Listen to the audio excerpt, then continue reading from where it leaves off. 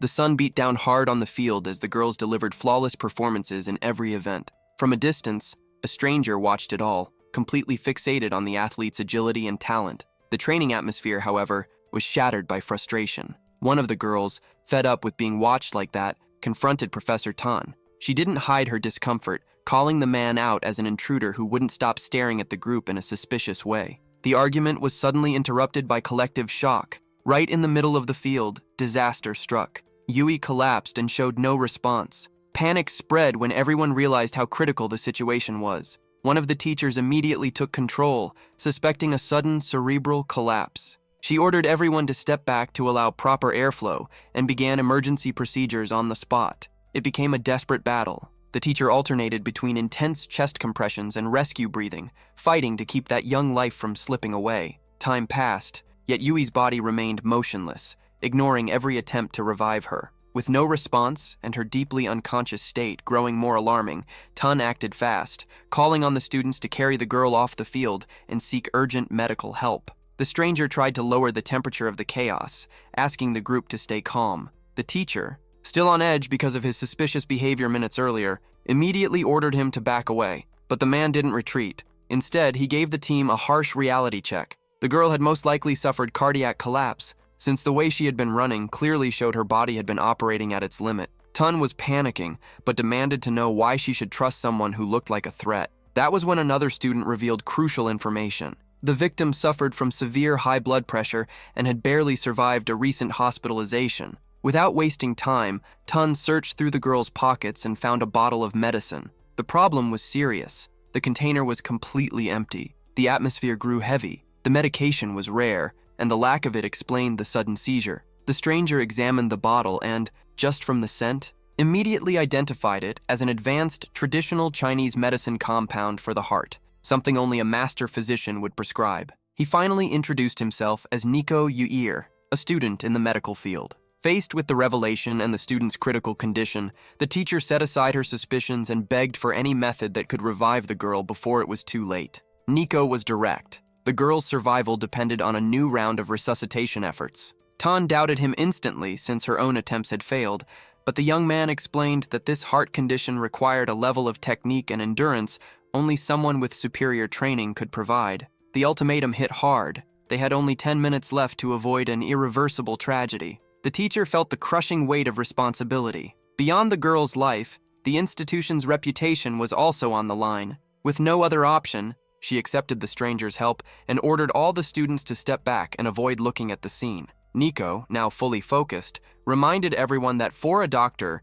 there is no man or woman, only the duty to save a life. Tension exploded when Tan realized 9 minutes had already flown by. Frustrated by the delay, she demanded that he stop talking and act immediately. Without wasting another second, the hero began the decisive procedure to bring the girl back. The atmosphere turned tense when Nico made a bold decision. He started removing the clothing, compressing the girl's chest. Tan, shocked, immediately ordered him to stop, unable to understand what he was doing. Then reality clicked. As a physical education professional, she knew the basics of rescue involved clearing the chest of any obstruction, yet the young man's behavior still seemed strange, almost distracted by unnecessary details. Furious, she demanded total seriousness, since time was running out and only seconds remained before the worst could happen. Nico calmly asked her to trust his special technique. Despite the nervousness that always took over during crises, Tan decided to wait. What she witnessed next felt unreal. With one precise and unique touch,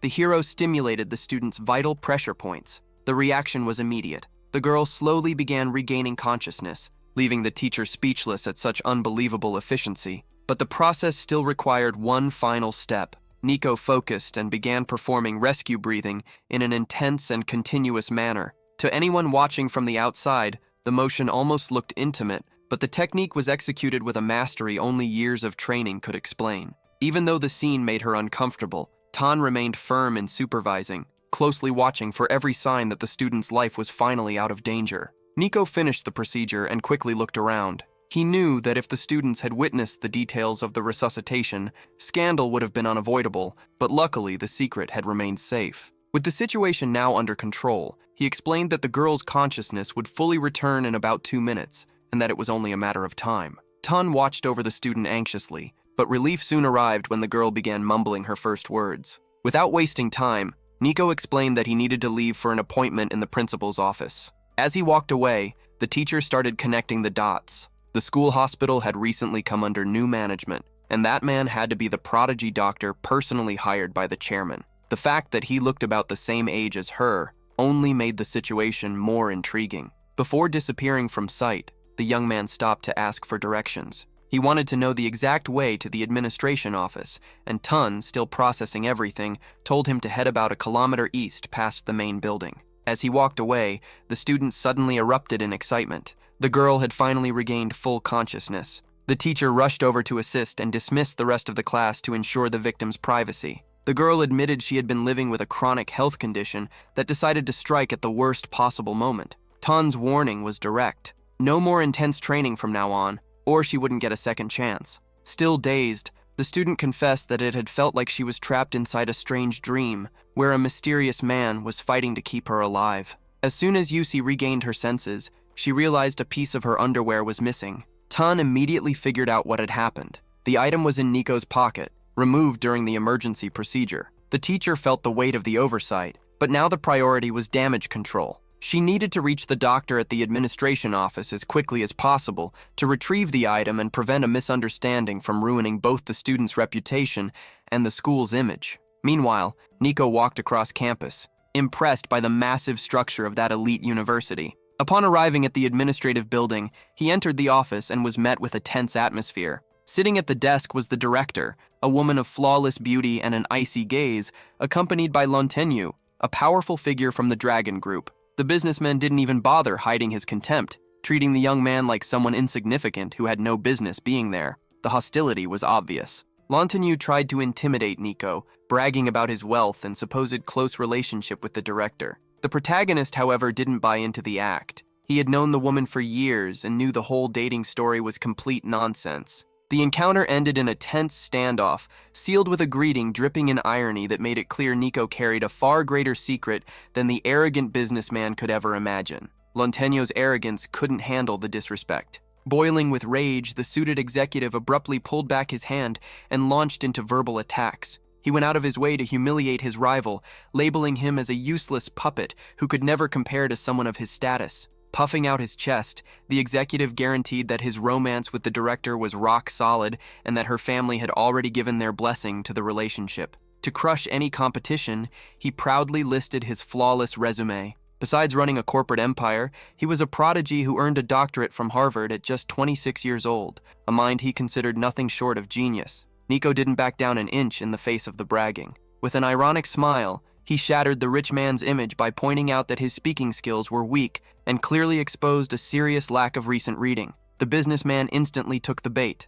Visibly offended, he rushed to defend his sharp intellect, challenging the outsider to ask him anything to prove his knowledge. Nico's response broke the tension in the most unexpected way. He proudly began listing his own literary background, rattling off countless comics and webtoons about hunters and power levels. The hero cut off the tantrum and demanded respect for the works. He then fired back with a sharp cultural test, asking what concept civilization had revered for thousands of years. Confident, the suited man answered immediately that the foundation of everything was devotion to elders and family. The director silently watched the circus unfold, already predicting disaster. Deep down, she knew the executive's answer was spot on and perfectly reflected the web trapping her, since family pressure was the real force behind that engagement. The argument intensified once the weight of family tradition entered the conversation. Defying the wishes of elders was practically sacrilege, the kind of offense that felt destined to bring divine punishment. Using tradition as his shield, the hero played his card.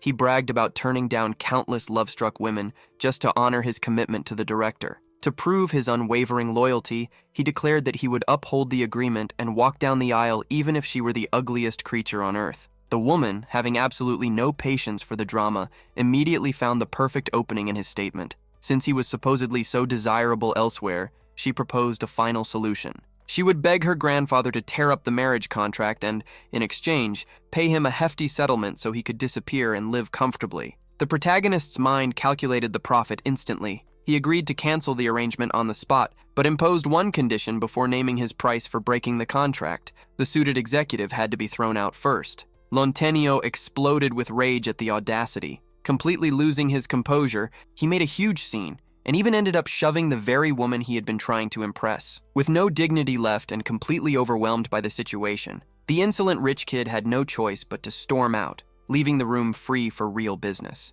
Even though Nico seemed like a cheap fraud, the director felt there was something seriously off about him. To her, it didn't matter how talented or useful he was, she would never walk down the aisle with someone she couldn't stand. The problem was the weight of the past, since the contract was a sacred promise made to her grandfather, who dreamed of continuing the family bloodline. Sensing that the woman felt trapped like some bargaining chip, Nico decided to raise the level of provocation. He was willing to cancel the engagement, but the price had gone up. Besides money, he demanded an unusual favor. He wanted her to introduce him to the beauties of the university. He argued that after arriving on campus, he had seen so many incredible girls that he couldn't help being fascinated. That request became the final trigger for the director's fury. She completely lost her temper and resorted to physical force. Outraged by his audacity and wanting to choose among the institution's 15,000 female students, she struck with a martial arts attack. Nico, with razor-sharp reflexes, instantly realized she had been training since childhood. During the movement, his attention drifted toward details of her legs, which only made things worse. Labeled a pervert and completely disgusting, Nico kept dodging her attacks with an irritating calmness. While she fought with full force, he continued mocking her, analyzing her fighting technique as if he were casually watching a performance, which only made the director even more determined to knock him out on the spot. The fight didn't last long. Taking advantage of an opening in the director's balance, Nico counterattacked with precision, knocking her off her feet. In one swift motion, he pinned her against the desk, restraining her hands with a strength she simply couldn't overpower. Even though she had mastered kung fu since childhood, the young woman realized in frustration that the guy's raw physical power was on a completely different level. Trapped under his control, she fired off threats, demanding to be released immediately. Nico wasn't intimidated. To make sure she stopped attacking, he came up with an improvised and bold solution. He pulled out the item from his pocket and used it like a rope to tie the director's wrists together. Humiliated and furious, she called him a pervert and screamed that she would tell her grandfather everything, but the hero ignored the insults and admired his own knot, oddly satisfied with how effective the improvisation had turned out. With the situation under control, he crouched beside her with an irritating calmness to discuss business. Nico revealed that he had already checked the calendar and decided next Friday would be the perfect date for the wedding. According to him, there would still be enough time to organize everything without rushing. Trembling with rage, the director guaranteed that her grandfather would never allow such nonsense if he knew how Nico had been behaving. That was when the cold truth hit her. Nico casually admitted that he had already spoken with the old man. Not only had her grandfather approved of the marriage, but he had practically given Nico permission to tame his granddaughter, fully aware of her difficult personality. The revelation left the young woman stunned. She couldn't understand how her grandfather had somehow become the biggest fan of a complete stranger after a single 4-hour conversation. The conversation was interrupted by a knock at the door. It was Professor Tan,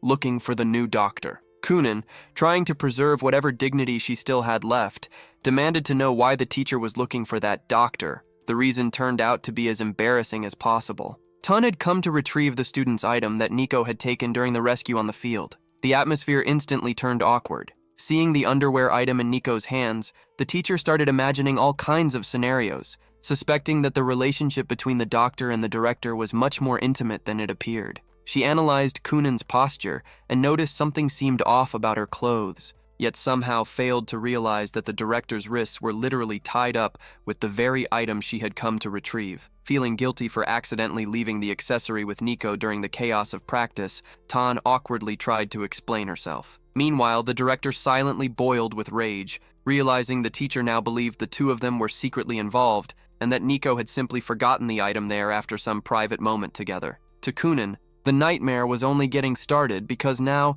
everyone would assume she and that stranger were having some hidden affair on campus. She said she would return the item later, leaving the teacher confused about why a doctor would even need something like that. Sensing how weird the atmosphere had become, the director quickly dismissed Tan and ordered her to return to her duties immediately. As soon as they were alone again, the tension rose all over. The director offered an outrageous amount of money if the young man agreed to break off the engagement. She admitted he was attractive, but confessed she had spent countless sleepless nights trying to find a way out of the arrangement forced on her by her grandfather. To her, that contract felt like a prison keeping her from living her own life. Nico, however, crushed her hopes with cold reality. He explained that the agreement had been sealed by the patriarchs of both families, meaning neither side could cancel it without mutual consent involving every relative. He even challenged her to ask her own brother or grandfather if she doubted how serious the promise really was. The woman grew frustrated, unable to understand how someone who seemed so carefree valued obedience to elders so deeply. She insisted she wasn't the right wife for him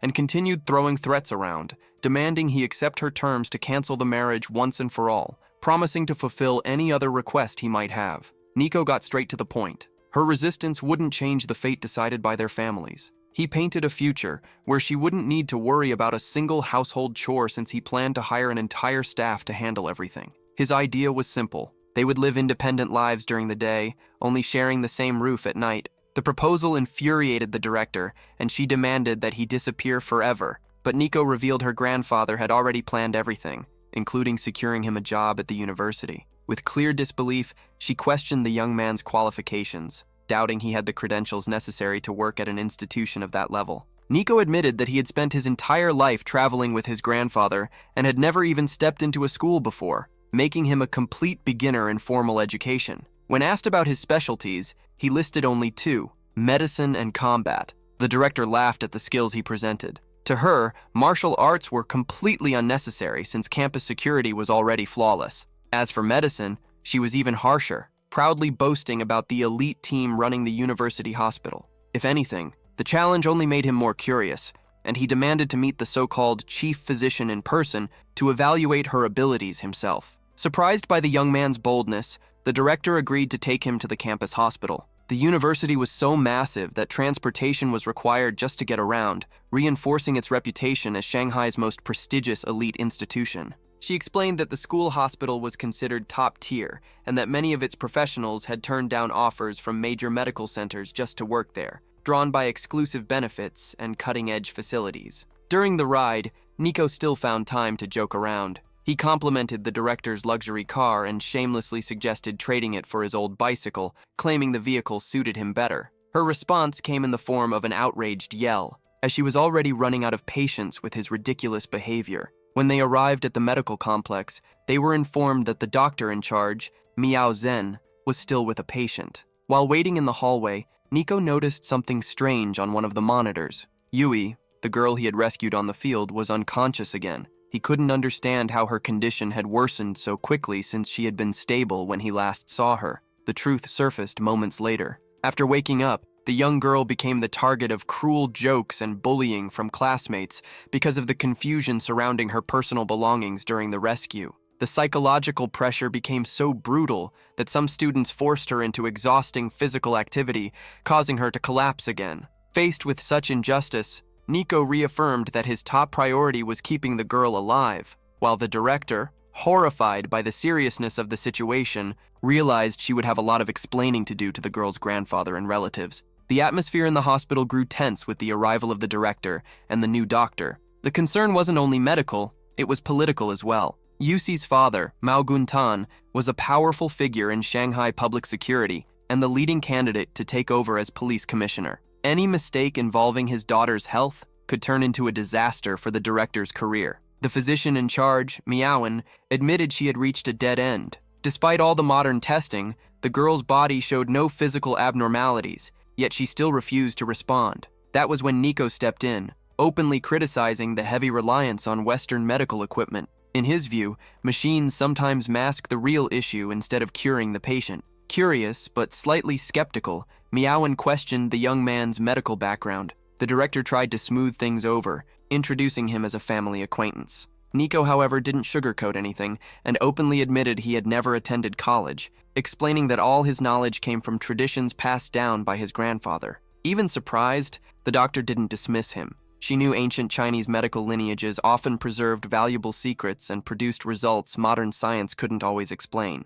Respecting that background, she allowed Nico room to make his own diagnosis. With a focused clinical eye on the girl's vital points and internal circulation, the hero immediately pinpointed the issue: a deep heart malfunction. He warned that conventional methods would be useless in this case, and that without more specialized traditional techniques, the girl's life would remain in extreme danger. Nico was firm. The only way to bring the girl back was through needle therapy. He explained that the procedure was 1,000 times more complex than any modern electrical stimulation method, requiring surgical precision to avoid irreversible damage. Still skeptical of her fiancé's abilities, the director tried to interrupt, reminding everyone that Dr. Meowen was an authority in the field with 10 years of international experience and that Nico should watch himself. Meowen, however, was genuinely impressed. She knew diagnosing that specific heart condition without equipment was nearly impossible for an ordinary doctor, proving Nico possessed real talent. She gave her approval, trusting the confidence she saw in his eyes. To proceed, Nico immediately ordered that the patient's chest be cleared, warning that any obstruction would interfere with the success of the technique. Once the preparations were complete, the room fell into absolute silence. With almost superhuman focus, the hero concentrated on every heartbeat until he found the exact point of connection. In one swift, nearly mystical movement, he inserted needles around the heart region, using a secret vital rejuvenation technique. The effect was immediate and unsettling for everyone watching. Even while unconscious, the girl's body trembled violently as she let out a painful cry, reacting intensely to the treatment. The witnesses stood frozen in shock, having never seen anything so extreme. Nico remained completely focused, knowing the 5 needles represented the final line between life and death. The procedure succeeded, proving that where technology had failed, ancient knowledge prevailed. After several tense minutes, the result was flawless. Yusi's breathing stabilized, and her heartbeat returned to normal. With the situation finally under control, Nico removed the silver needles. Amazed and slightly awkward, Dr. Meowen thanked him and admitted she had never seen anything like it, even going so far as to ask him to share his secrets and ancestral techniques. Nico, however, stayed detached. He explained that he wasn't someone who usually taught others, and that while he might speak with specialists in the future, he didn't see himself as a formal instructor. As he walked away, the mood among the medical staff shifted to stunned disbelief. The director recognized the young man's incredible talent, but his lack of an official degree still worried her. In the system's eyes, he remained a risk operating outside the rules, a kind of outlaw genius. Meowen's curiosity only grew stronger, and she bombarded the director with questions about Nico's origins and age. The answer came bluntly. He was the heir to one of China's greatest masters and carried an enormous legacy on his shoulders. Despite his youthful appearance, the depth of his knowledge remained a mystery, and no one could figure out what truly lay behind that serious expression of his. As Nico walked across campus, he reflected on the treatment. He felt relieved that he had managed to handle the case without a bigger audience, and remembered having faced something similar in the past, which made the diagnosis easier. However, the relief inside the infirmary didn't last long. Yusi suddenly woke up in the middle of a violent coughing fit, coughing up a strange substance. Everyone was startled, and no one in the room could explain the young girl's sudden reaction. Panic spread through the infirmary when the girl, confused by her own coughing, collapsed once again. Her condition turned critical. Her body went limp, and the pain seemed to consume her even while unconscious. A strange liquid dripped from her mouth, leaving even the experienced Dr. Meowen without answers. Right in the middle of the chaos, a man rushed into the room in desperation, sensing that the worst was about to happen. Meowen tried to step in, but Nico reacted quickly and stopped anyone from touching the patient. He warned that one wrong move at that moment could be fatal. The hero quickly realized he had been negligent. The girl's body had been weakened by years of chronic illness and simply couldn't handle the intensity of the first treatment. The shock triggered a violent reaction, requiring a far more delicate and gradual approach. Under immense pressure, Nico ordered the needles to be sterilized immediately. While checking the patient's pulse, he carefully planned a new strategy to stabilize her without causing another collapse. Once the needles were heated, he ordered everyone to step back to ensure total focus. This procedure was much more surgical, targeting vital points in the neck and abdomen. Nico then began a deep therapeutic massage, working to unblock the girl's energy pathways and cleanse her system. Every movement was calculated and precise. Watching his dedication, Meowen started seeing him differently, realizing that beneath the arrogance was a doctor of genuine character, completely focused on saving a life. After the intense effort, the hero finally relaxed. The immediate danger had passed. Handling cases this severe required extraordinary preparation,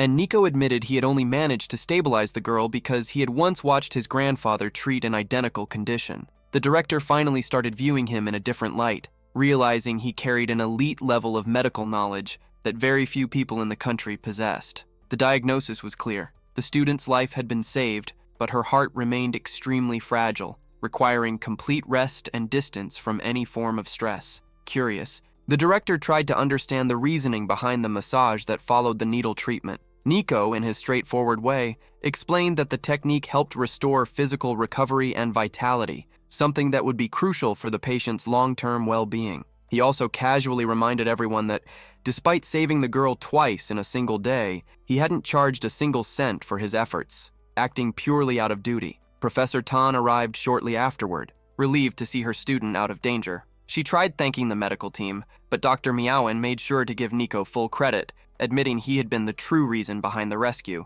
Not wanting to drag out the drama any longer, the hero noticed lunchtime was approaching and mentioned that he already had plans with friends. Before leaving, he promised to return later to continue his conversation with the director, as long as his meeting with friends didn't go on for too long. As he walked away, the mood among the women remained completely divided. To some, he was nothing more than a strange and arrogant guy. To others, he was an incomprehensible genius who mastered ancient techniques capable of performing miracles. In the end, no one could deny that he was the only person capable of pulling the student back from the brink of death, twice in a row. As soon as Yui regained consciousness, the girls around her quickly helped her gather herself. Still groggy, the student tried piecing together what had happened. She remembered being on the training field, then suddenly waking up in a hospital bed. Curious, she wanted to know who had saved her and what miraculous technique had been used. Professor Tan explained that the situation had been serious, but luckily, someone connected to the director had happened to be nearby and solved the problem. Interested in thanking him personally,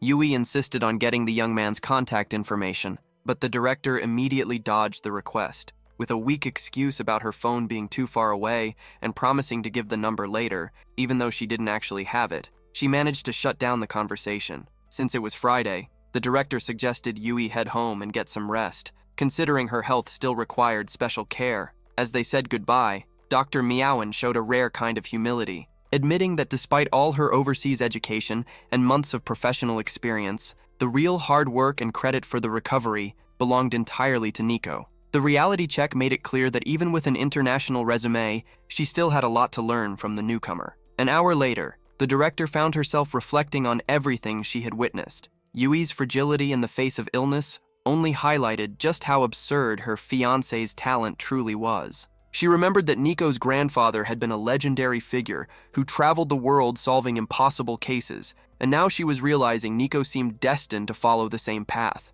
If he was already performing miracles at such a young age, his future would be enormous. The idea of accepting the arranged marriage started carrying a different weight in her mind, blending admiration with unease. The director had reached a dead end. Nico Uir was a walking problem, and she needed a strategy to deal with him. While lost in thought, Dr. Miaowen asked to have a serious conversation over coffee. The revelation hit like a shockwave. The doctor wanted to resign. Her failure during Yusi's case had shaken her confidence so deeply that she planned to go overseas for further specialization before returning to medicine. Kunin immediately grew concerned. The medical department was the heart of the university, and Miaowen was its key figure. She tried convincing the doctor to stay at least until a worthy replacement could be found. That was when Miaowen dropped a surprising suggestion onto the table. The perfect candidate was already there, and his name was Nico. Even without a degree, his talent was undeniable, far beyond that of any specialist currently on the staff. The offer was tempting. A position with a base salary of $50,000,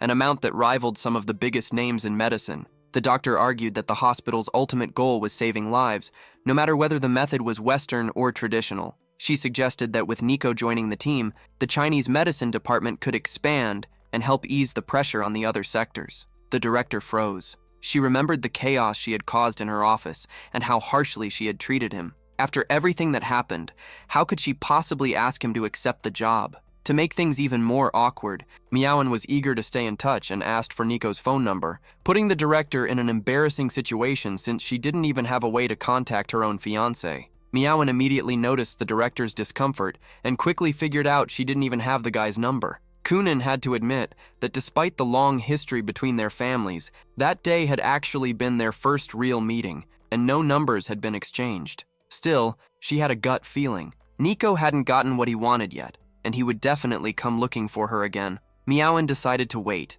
confident that the young man would eventually accept the position, even if the salary seemed low, because she felt he had a real purpose there. The director made one last attempt, asking if the doctor would stay in case Nico turned down the offer. The answer hit like a bucket of cold water. Meowin had already made up her mind to leave for the United States to continue her studies, no matter what decision Nico made. Without the prodigy doctor and without her top specialist, the university would be left completely stranded. Meanwhile, the story's hero wandered through the streets, feeling the weight of reality crash down on him. His grandfather had left him with almost nothing in his pocket. After paying for the trip back and covering the bare minimum to survive, he was completely broke. His only stroke of luck was managing to rent a rundown apartment with dirt-cheap rent. When he arrived home, he came face to face with the landlady, who had officially run out of patience. Nico tried buying time, suggesting they talk after dinner and even offering to cook the noodles and meat he had just bought. But the woman wasn't having it.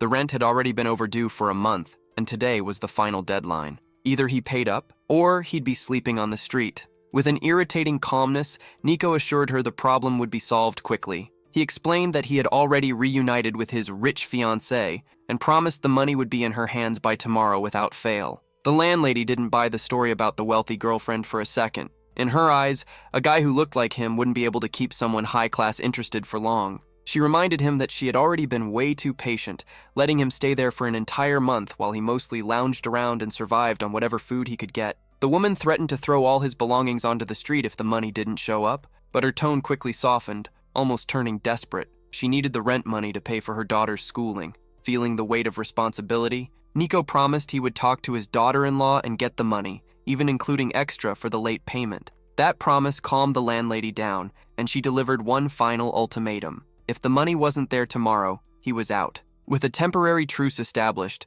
the woman, who oddly seemed to have a strange friendship with her tenant, asked if lunch was still happening. Nico, still smooth as ever, said he would cook whatever she wanted, but since he was completely broke, she would have to pay for the ingredients. The woman agreed and went out to buy vegetables. Meanwhile, Nico discovered that the landlady's daughter, who was supposed to be out with friends, had unexpectedly returned home. Her plans had been canceled because her best friend suddenly got sick and had to leave, without realizing that the very same friend was the girl Nico had saved at the hospital. When the young woman saw the vegetables in the kitchen, she looked confused. But her mother quickly came up with an excuse, saying Nico was broke and that she had bought the food so he could cook for them. The mother kept up the excuses, insisting she had bought the food to help Nico out. The daughter, starving by that point, headed downstairs and commented on how generous her mother had been for buying not just vegetables but also meat, considering the tenant was so broke he couldn't even pay rent. Grateful for the help, Nico promised to prepare a full feast for everyone that night.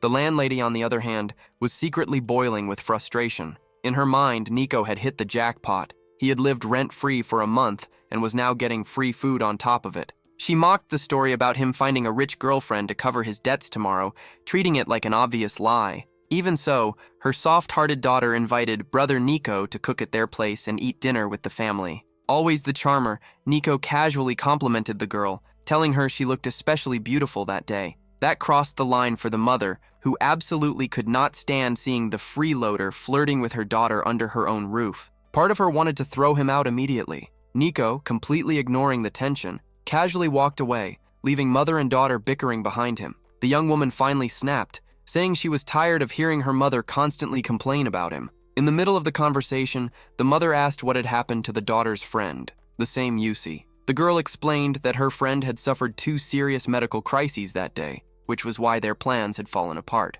Concerned, the mother suggested bringing a gift and visiting the sick girl, but still emotionally shaken by the day's events. The daughter preferred not to go just yet. Confused by her daughter's irritation, the mother pressed further, wondering if the problem involved Yusi's family. Hananitsi shut the subject down immediately, explaining that she hated going to her friend's house because Yusi's mother was overly arrogant and treated everyone with condescension. While the two continued arguing, Nico was already far away, standing at a bus stop. With his unusually sharp memory, he mentally calculated all the city routes and began counting down with perfect precision. The exact second he finished counting, the bus pulled up. At that exact moment, a luxury car slowed down nearby. It was Yusi. She recognized the silhouette of her savior getting onto the bus and, on impulse, begged her father to stop the car so she could follow him. Completely confused, the man watched his daughter jump out to take public transportation in the middle of the afternoon. Yusi didn't have time to explain. She just needed to catch up to the young man before he disappeared from sight. Inside the bus, Nico was completely relaxed, enjoying the view and casually watching the city move by. But the calm atmosphere didn't last long. He noticed a man behaving in an extremely disturbing and unsettling way, standing right behind a young woman sitting nearby. The guy had a crazed look in his eyes and seemed completely unstable, acting suspiciously as he slowly moved closer to her. The potential victim, a girl named Kanan, was completely unaware of the danger. She was glued to her phone, endlessly scrolling through her feed and watching social media videos, not realizing a stranger was closely watching her from behind. Nico immediately understood he had to act fast to warn her before things got out of control, searching for a way to step in without causing a major scene inside the bus. Nico wasted no time and moved through the digital shadows. He managed to send the young woman a warning message, telling her that a creep was watching her from directly behind. The guy continued acting disgusting, completely unaware he had already been exposed. Following Nico's instructions to stay calm, the girl, named Cheon-jun, pretended to be polite and offered her seat to an elderly man standing nearby. The strategy worked perfectly. By giving up her seat, she quietly moved away from the predator without creating any alarm, leaving the creep completely confused. Relieved, she sent a thank you message to her anonymous savior, curious about the hero hiding behind the screen. Keeping the mystery alive, Nico joked that he was already on the bus and challenged her to figure out which passenger he was among the crowd glued to their phones. Cheon-jun looked around, but couldn't identify him in the chaos of public transportation. She introduced herself as Sang-gwan, and Nico returned the gesture by revealing his name. The young woman found herself impressed by his kindness, while Nico modestly brushed it off, saying any real man would have done the same thing. However, the sense of victory didn't last long. Realizing Nico had ruined his plans, the creep started glaring at him with pure rage. Feeling humiliated, the villain redirected his anger toward the poor elderly man who had just sat down, suddenly yelling insults and mocking the old man's appearance. The thug was spiraling out of control, and what had been a moment of relief quickly turned into another scene of chaos in the middle of the bus. The atmosphere on the bus instantly turned sour. The bully made up a ridiculous excuse, accusing the elderly man of stepping on his foot, even though it was obvious the old man could barely move. When the retiree complained about pain, the thug completely snapped. Ignoring passengers yelling in protest, he grabbed the old man and landed a brutal punch straight to his face. The impact was so violent that it dislocated the elderly man's jaw, sending him collapsing helplessly. Completely horrified, Chunjun started recording the attack to expose the coward online, but she nearly got hit when the old man's body collapsed toward her. That was the exact moment Nico stepped in. With absurd reflexes, he caught the elderly man and prevented an even worse accident. Turning toward the girl with complete calmness, he simply asked if she was okay. The moment she heard his voice and realized who he was, her face instantly turned red. Her anonymous savior had been standing right in front of her all along. Without losing his composure, Nico confronted the attacker. He made it clear that cowards who assault elderly people deserved punishment, and that the thug's time acting tough had officially ended. Still arrogant, the criminal pointed a finger directly in Nico's face and told him to mind his own business. Terrible choice. Nico had always hated people pointing fingers at him. In one fast, nearly invisible movement, he used an ancient technique and locked the thug's finger in place. A scream of agony echoed through the bus as unbearable pain shot through the man's body, leaving his finger completely immobilized. Nico didn't sugarcoat it. If the scumbag wanted movement back, he would need to beg forgiveness from the elderly man's family. Otherwise, he'd be stuck with a permanent reminder of his own stupidity. Nico wasted no time and immediately started first aid. The diagnosis came quickly. The elderly man suffered from epilepsy, and the thug's violent attack had triggered a severe seizure. In the middle of the chaos, another man tried playing negotiator, throwing around absurd numbers like 50 million yuan to settle the situation, while the criminal, still hysterical, started screaming threats about belonging to the Black Dragon Tea Club, one of the region's most dangerous criminal factions. He swore Nico would be hunted down and eliminated. The hero didn't even blink. Gang threats meant nothing compared to the urgency of saving a life. As police officers arrived to drag the criminal off to the station, the elderly man's condition worsened. He remained unconscious, and there simply wasn't enough time to reach a hospital. Nico decided to intervene on the spot, pulling out his silver needles. He explained to Sang-gwan that while he couldn't permanently cure the chronic illness, his 5-needle technique would immediately restore the old man's consciousness and mental clarity. To break the tension of the situation, Nico proposed a bold bet. If the treatment worked, she would owe him lunch. If it failed, he would pay for hers. The young woman accepted with a smile, realizing that no matter the outcome, fate seemed determined to push the two of them toward a date. With movements that looked simple but carried centuries of precision, Nico performed the acupuncture treatment. The effect was immediate. The elderly man woke up, stabilized. Sangwan was amazed. She had seen many respected specialists before, but none with that kind of raw, direct efficiency. At that moment, she became certain of one thing. Any university hospital would be incredibly lucky to have someone with Nico's natural talent on their staff. The mystery surrounding him only grew, along with her admiration for him. With the crisis resolved, Nico honored his side of the deal and headed with Sangwan to the restaurant Fumanlo. What neither of them realized was that they were being watched. Yusi, the student Nico had rescued at the hospital, spotted the scene from afar and felt strangely conflicted. She couldn't understand how the guy who had saved her, and who seemed involved with Director Kunin, was now casually walking around with another girl. Yusi's father, Mao Guntan, noticed the situation too. The moment he found out Nico's companion was Sangwan, a nurse at the university hospital, the man boiled with jealousy and frustration. He could barely contain the urge to confront the young man right then and there, but he had an unavoidable appointment with the renowned Dr. Lin. The physician was considered one of the 4 legendary doctors in China, and Mao had pulled every string possible to make sure he examined his daughter. Meanwhile, the atmosphere at the restaurant was much lighter. Nico introduced the young woman to his 2 trusted friends, who were completely stunned to see the runaway fiancé showing up with someone so beautiful. Although Sangwan felt a little shy about having dinner with someone she had just met, she quickly found herself welcomed by the group's blunt but genuine hospitality. The night's entertainment came from the introductions. Nico's friends went by some pretty unusual nicknames. One was called Monkey, while the other went by Bear. Sangwan couldn't stop herself from laughing. The names matched their appearances and personalities way too perfectly. Between jokes and oversized plates of food, the group made one thing clear. Despite their rough-around-the-edges vibe, they were fiercely loyal to one another. Meanwhile,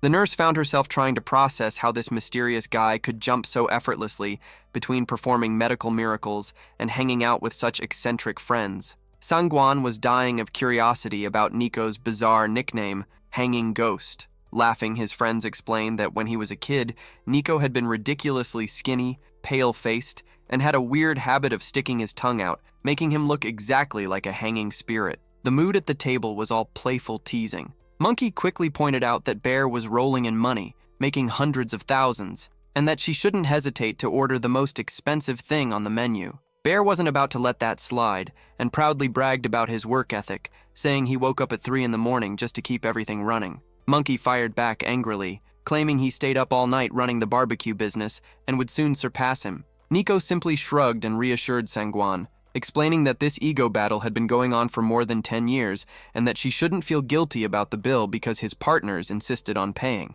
Finding the whole dynamic hilarious, the nurse laid down one condition. She'd agree to hang out with them again the next day as long as they stopped calling her daughter-in-law or daughter, since she and Nico were just friends. The hero backed her up, telling the two of them to stop talking nonsense. As Nico quietly watched Sangwan, he reflected in silence. She was the kind of girl who felt easy to be around, kind, warm, and completely drama-free. He could tell she was subtly flirting with him, almost like casting a fishing line to reel in a big catch. Compared to Director Kunin's fiery and difficult personality, Sangwan's sweetness felt almost comforting, even though both women were equally beautiful. The night ended with the young nurse heading back to work at the hospital, promising that the next lunch would be on her. The atmosphere at the university was overflowing with beauty. The guys couldn't focus on anything else. The rumors were true. This campus was basically paradise for beautiful women, but getting in wasn't easy, and only a lucky few ever had access.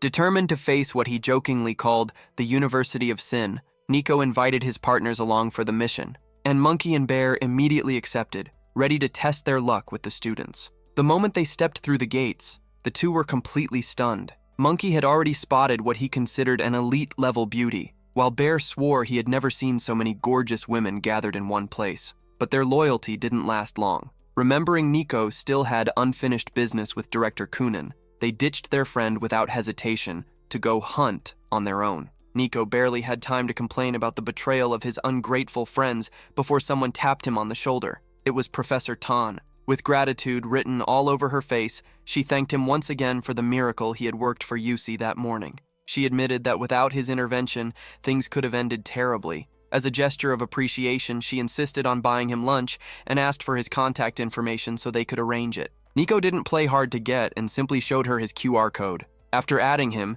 he casually said goodbye in his usual laid-back style, reminding her not to take too long setting up the invitation. The second he turned around, the professor already had her phone in hand. She wasted no time forwarding Nico's contact directly to Yusi, making sure the student finally got the number of her mysterious savior. Yusi had finally gotten what she wanted. With help from her father pulling a few strings, she managed to get Nico's full name and phone number. Meanwhile, the atmosphere inside Director Kunen's office was tense. Her father kept pressuring her about the marriage, but the director was firm. Marrying a complete stranger was out of the question. She even threatened to flee overseas and never return if her grandfather tried forcing the union. Always practical, Nico proposed a deal to buy time. He would stay at the university as the school doctor. If they eventually fell in love for real, the engagement would continue. If not, they would go their separate ways and end the arrangement. Kunen took a moment to think before agreeing. Even though he didn't have an official medical license for hospitals, no one would ask difficult questions if he worked as a campus doctor. His salary was set at 10,000 wan,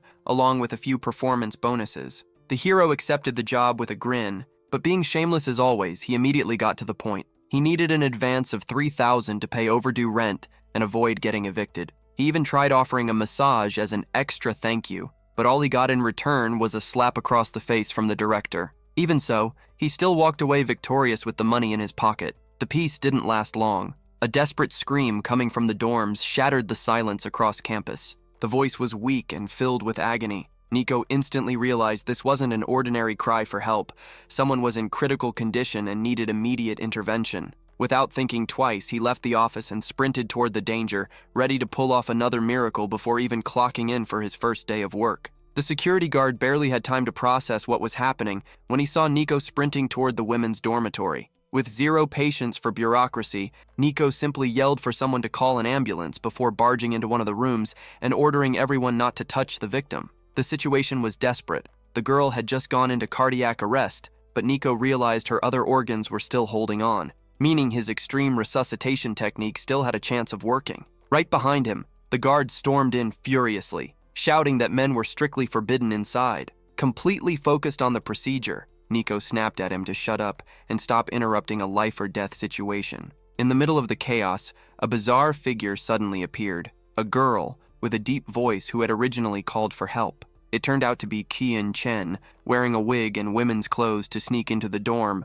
Shocked by the sheer audacity of the disguise, the guard immediately restrained him and prepared to hand him over to the police for trespassing. As Kian Chen was being dragged away, the guard remembered there was still another intruder in the room. Turning around, he found Nico in what looked to an outsider like a kiss, but was actually CPR combined with strategic acupuncture points. As unconventional as the method looked, it worked. Color returned to the young woman's face, and her life was no longer in danger. The moment she woke up, the student panicked, screaming that Xian Chen had tried to kill her. With his usual calmness, Nico assured her she was safe and that the attacker was already in police custody. Still confused, she asked who the stranger was that had pulled her back from the edge. As detached as ever, Nico simply answered that he happened to be nearby, heard the cries for help, and did what had to be done. The hero had arrived in the final second, preventing the worst from happening. The chaos had started when the girl left physical education class to take her medication, unaware that Xian Chan had been following her with violent intentions. Meanwhile, Nico received an urgent alert from an ally.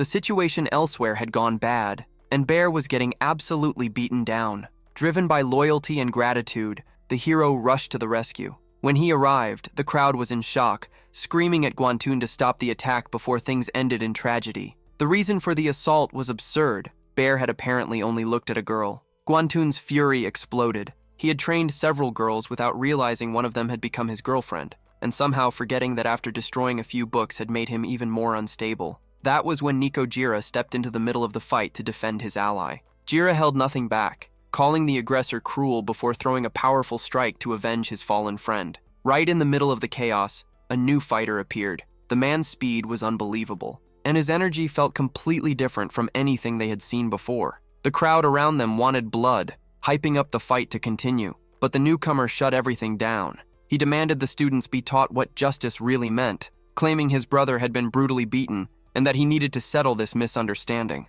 The tone of the conversation shifted. Tan tried to explain that his brother had been defeated by Master Wan from the school's prestigious taekwondo club. Political pressure immediately entered the picture. The vice principal would now have to deal with 3 serious facts. Wan Pintun was the 5th-ranked master in the region, and his father was an influential businessman. No one there had the courage to openly stand against him. Even with the professor trying to calm things down and urging caution around the doctor, the young man refused to back down.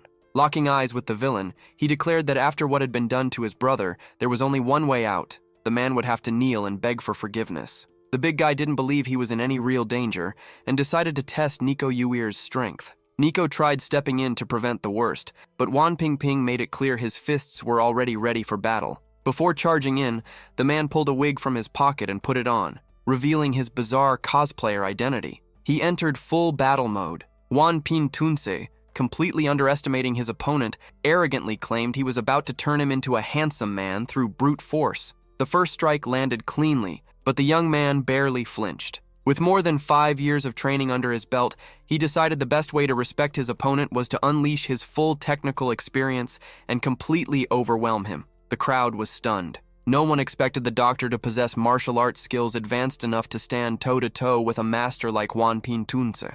As the fight remained evenly matched and brutally intense, a mysterious stranger watched from afar, bizarrely licking his own hand with a disturbing look of satisfaction. Wan Pingtunse believed victory was already in his hands and was clearly enjoying the hero's resistance. That was when Tong sounded the warning. The Taekwondo club's ultimate technique was about to be unleashed. The reputation of the move was terrifying. It was said to be powerful enough to take down a full-grown bull with a single strike. Against an ordinary person, it would be game over. But the hero didn't retreat. Instead, he prepared the perfect counterattack. The moment their forces collided, Nico Yuir unleashed the 8th Libai style, delivering the full force of a precise strike straight between the villain's legs. The impact was brutal, like crushing eggs. The pain was unbearable. Wan Pintunce let out an agonizing scream, overwhelmed by fear and rage, but he no longer had the strength to fight back. The girl's fear disappeared the moment she saw the doctor had completely taken control of the situation.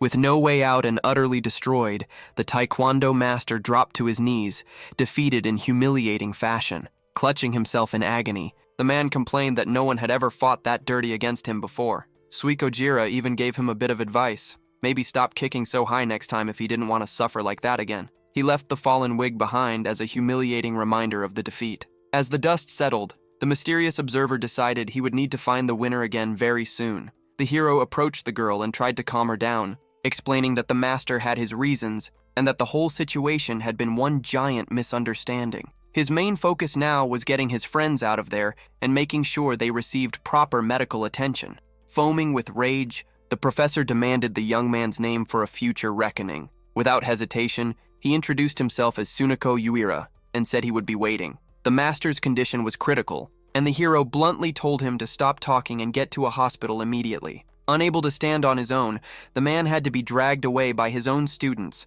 while the protagonist's friends were finally safe. Right in the middle of the tension, Nico's phone rang. It was an angry tenant furious about the dinner he had promised and completely forgotten. The hero instantly panicked, jumping around like a madman. He quickly ordered Monkey to take care of Bear before sprinting back home. When he arrived, he found a crowd of hungry people waiting for him. Among them, he met Jiao Lantin and the couple Tinun and Linanian, neighbors who had shown up curious to see his cooking skills firsthand. Nico apologized for being late and, even surrounded by beautiful women and sky-high expectations, didn't hesitate for a second. He took control of the kitchen, ready to prove that his hands were just as fast at cooking as they were in a fight. Showing surreal skill and hands moving like a blur, he completely took over the kitchen. Working at top speed, he prepared dinner for everyone there and immediately apologized for not being even faster. Even though he wanted to prepare an even bigger feast, the lack of ingredients limited the menu to only 20 different dishes. The moment everything hit the table, he encouraged everyone to dig in, and after the very first bite, the guests were completely blown away by the flavor. The food was on another level. Nico Yuir's culinary talent was so obvious that one of the women admitted his dishes were better than the food served at her own restaurant. Impressed, she suggested he work as a professional chef, offering him a salary somewhere between 4,000 and 5,000. Nico rejected the offer immediately, explaining that he already had a new job lined up for the next few days. That was when the teasing started. One of the men commented that without a degree or formal education, Nico would be lucky to land anything better than a cleaning job. The man's girlfriend seemed disappointed by how poor he appeared, even though both of them had graduated from the prestigious University of Shanghai. To them, life in the city was already hard enough, and they saw Nico Jira as someone destined to become nothing more than a waiter or a small-time janitor. One of the women even tried to ease the tension, asking them not to humiliate him just because he lacked formal education. Nico, however, didn't seem bothered at all, and casually remarked that being a chef wasn't really what he was aiming for anyway. The group burst into laughter, insisting that getting a good job without a resume was impossible, especially compared to them, since they worked for the Dragon Group. The mood quickly shifted into pure flexing. The Dragon Group stood at the very top of Shanghai's corporate world, founded by the powerful Lan Yan-chen, one of the wealthiest figures in the city. For those college graduates, earning 7,000 yuan a month there was considered the peak of success, and they made sure to rub it in the faces of anyone without a diploma hanging on the wall. Curiosity quickly took over the table. Everyone wanted to know how much Suniko Uira's new job would pay. Keeping things casual, the young man said it wasn't anything too crazy. But the moment he revealed he'd be making 10,000 yuan a month, the entire room froze. Nobody could wrap their heads around how some country kid with no diploma or formal education could be making more than actual university graduates. Even though he had turned down the offer at first and hadn't officially received an advance, he proved he had cash on hand by tossing 3,000 yuan to Tolstoy to cover the rent.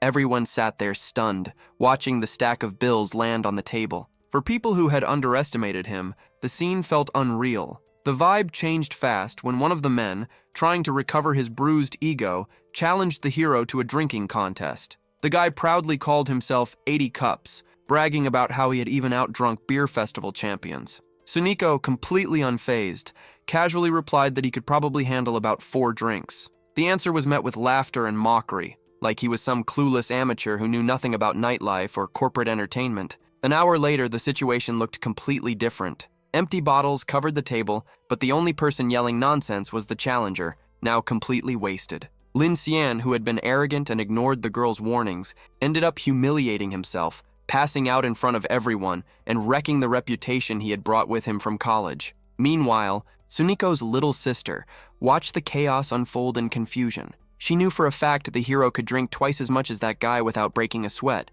so she couldn't understand why he lied about only handling 4 cups. In reality, the guy just wanted to see what it felt like being surrounded by drunk people while staying completely sober. The hero played humble about his drinking tolerance just to keep the mood light, holding on to his usual calm attitude. It was already late, but he stayed relaxed, telling Hanji to take it easy and promising that the food made by the landlady would be the best part of the night. Right in the middle of the conversation, someone knocked on the door. The door wasn't locked, and it quickly opened to reveal Yushi, who had rushed over to check on her friend. Worried, she asked how things were going, but the girl reassured her that she was already feeling much better and had only gone out for a walk. Along the way, she remembered that Suniko Uira lived nearby and decided to stop by. The host immediately invited the newcomer to join the dinner, praising the young man's insane cooking skills. Yushi ended up eating way more than she expected, completely blown away by the flavor. To her, it felt like Suniko must have spent years training as a chef, but the reality was completely different.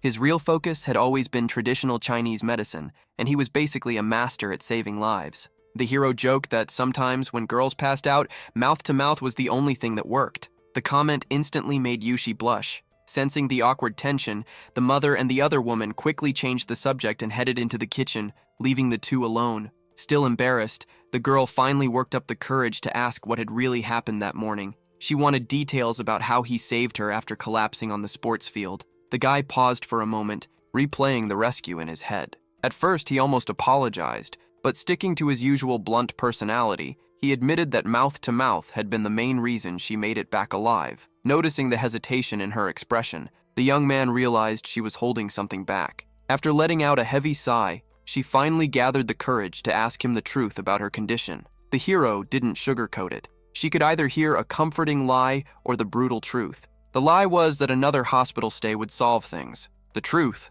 nobody besides him had the technique needed to truly save her for good. Her reaction was pure skepticism. She questioned whether he had simply taken advantage of the situation during the last rescue. Even so, she gave him a very clear warning. If anything like that happened again, her father would take serious action. After making herself clear, she turned and walked away, leaving Suniko Yuir alone with his thoughts. Back inside, the house instantly shifted into gossip mode. The women living there surrounded the hero, wanting to know if there was some kind of romance going on. The guy, already tired of the assumptions, insisted there was nothing to talk about. Even the girl's mother showed up demanding answers about all the drama. Things escalated fast when the woman, acting on pure protective instinct, suddenly punched the protagonist square in the face. Convinced he had crossed the line with her daughter, she ordered him to get out of the house and forget everything that happened. Trying to calm the chaos, everyone turned their attention back to Mao Yusi's health. Even though the color had returned to her face,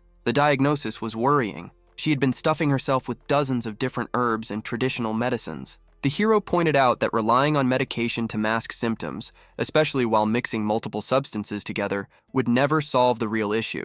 Over time, the body ages, medicine loses its effectiveness, and eventually, the damage catches up. The whole situation was snowballing into something dangerous, and with no immediate solution in sight, the protagonist decided to wait it out. That's when shouting from the apartment next door caught his attention. Listening more closely, he realized the argument was actually about him. The neighbor was having a jealous meltdown, accusing his girlfriend of being interested in Suniko Yuir. Blinded by paranoia, the man suddenly punched the woman hard in the face, screaming that she better never look at another man again. On the other side of the wall, Nikojira couldn't believe someone would actually hit a woman like that. Heartbroken and in tears, the young woman finally decided enough was enough. She had endured that coward's abuse for 3 years and could no longer imagine spending another day living under the same roof as him. As the domestic fight exploded, tension spilled into the streets. Trying to get away, the girl suddenly found herself surrounded by a group of strangers who seemed to appear out of nowhere. Confused, she asked what they wanted, but the men weren't interested in polite conversation. They claimed they had a destiny to fulfill and tried to force her to go with them. One of the criminals, annoyed by the woman's pleading, quickly lost patience. Pulling out a knife, he threatened to carve up her face if she didn't stop screaming or trying to call the cops. Watching from a distance, the girl's boyfriend, the same guy who had hit her earlier, tried to bribe the gang, offering money in exchange for her freedom, hoping they would take the cash and leave. The gang wasn't interested in the deal. The money wasn't enough, and they clearly wanted to have fun tormenting the girl. To make things worse, they turned the knife toward the boyfriend, warning him not to interfere. In a pathetic moment of cowardice, the guy decided his life and career mattered more than anything else. Without looking back, he abandoned his girlfriend and ran for his life, leaving his dignity behind while the criminals laughed at his desperate escape. Alone and surrounded, the young woman looked completely trapped, until a commanding voice suddenly cut through the tension. It was Nico Yuir, ordering the men to let her go immediately. One of the attackers recognized the hero instantly. He was the same guy Nico had humiliated during the bus incident a few days earlier. Hungry for revenge, the thug pulled a knife and rushed forward, convinced things would go differently this time. The girl screamed in panic about the weapon, terrified for Nico's safety, but the hero didn't even blink. He already knew exactly what kind of people he was dealing with. With surgical precision, Nico struck a vital pressure point using a light shock technique. The hit was so precise that the attacker instantly lost his grip on reality, slipping into a full-blown hallucination. Without missing a beat, the protagonist repositioned himself to take down the rest of the gang, shutting down every possible sneak attack. From a distance, the gang leader silently watched his men get dropped one by this mysterious stranger. The gang leader thought he had finally found someone on his level and couldn't wait to show off the power of his fists. But the confidence didn't last long. The villain couldn't handle the pressure and got knocked out after taking just 3 hits. With the gang scattered, the hero recovered the victim's wallet, only to realize the criminals had already cleaned out all her money. The girl was devastated. Not only was she completely broke, but she was terrified of going home and facing Lintian again, fearing more abuse and humiliation. With nowhere else to turn and embarrassed beyond words, she begged to stay the night with her savior. Nico Yuire agreed without hesitation and brought her back to his room, where he took the chance to give her an acupuncture treatment. Out of respect, he gave her the bed and slept on the floor. Meanwhile, the light still glowing in the apartment next door made it clear that Lintian had already made it home. Curious and worried about what he was up to, the girl decided to investigate. As she approached the door, she heard her boyfriend talking to another woman, and to her shock, it was his boss. Inside, the scumbag was putting on a dramatic performance. He swore he had dumped his girlfriend because she was cheating on him with Nikojira, using the lie as an excuse to confess his feelings to his boss. He promised loyalty, eternal love, and claimed he would spend the rest of his life protecting her. Standing outside the door, the young woman listened in disbelief, finally realizing just how manipulative her ex really was as he tried to fool another woman with the same empty promises. The woman inside the apartment was Saolino Zuchiun, and she seemed willing to do anything for her master. Outside, Linian listened quietly, feeling a mix of embarrassment and the urge to run away, but deep down, she wanted to prove to herself that she was far better off without that toxic relationship. When she returned to the room, she found Nico Yuir preparing medical equipment. He needed to examine her injuries to treat the inflammation, but her clothes were getting in the way. Without hesitation, the girl began taking them off to make the process easier. Caught off guard by how impulsive she was, the young man quickly tried to stay professional, making it clear he had no intention of taking advantage of the situation. He asked her to cover up partially, reassuring her that he already knew where the treatment needed to be applied. The session lasted about an hour.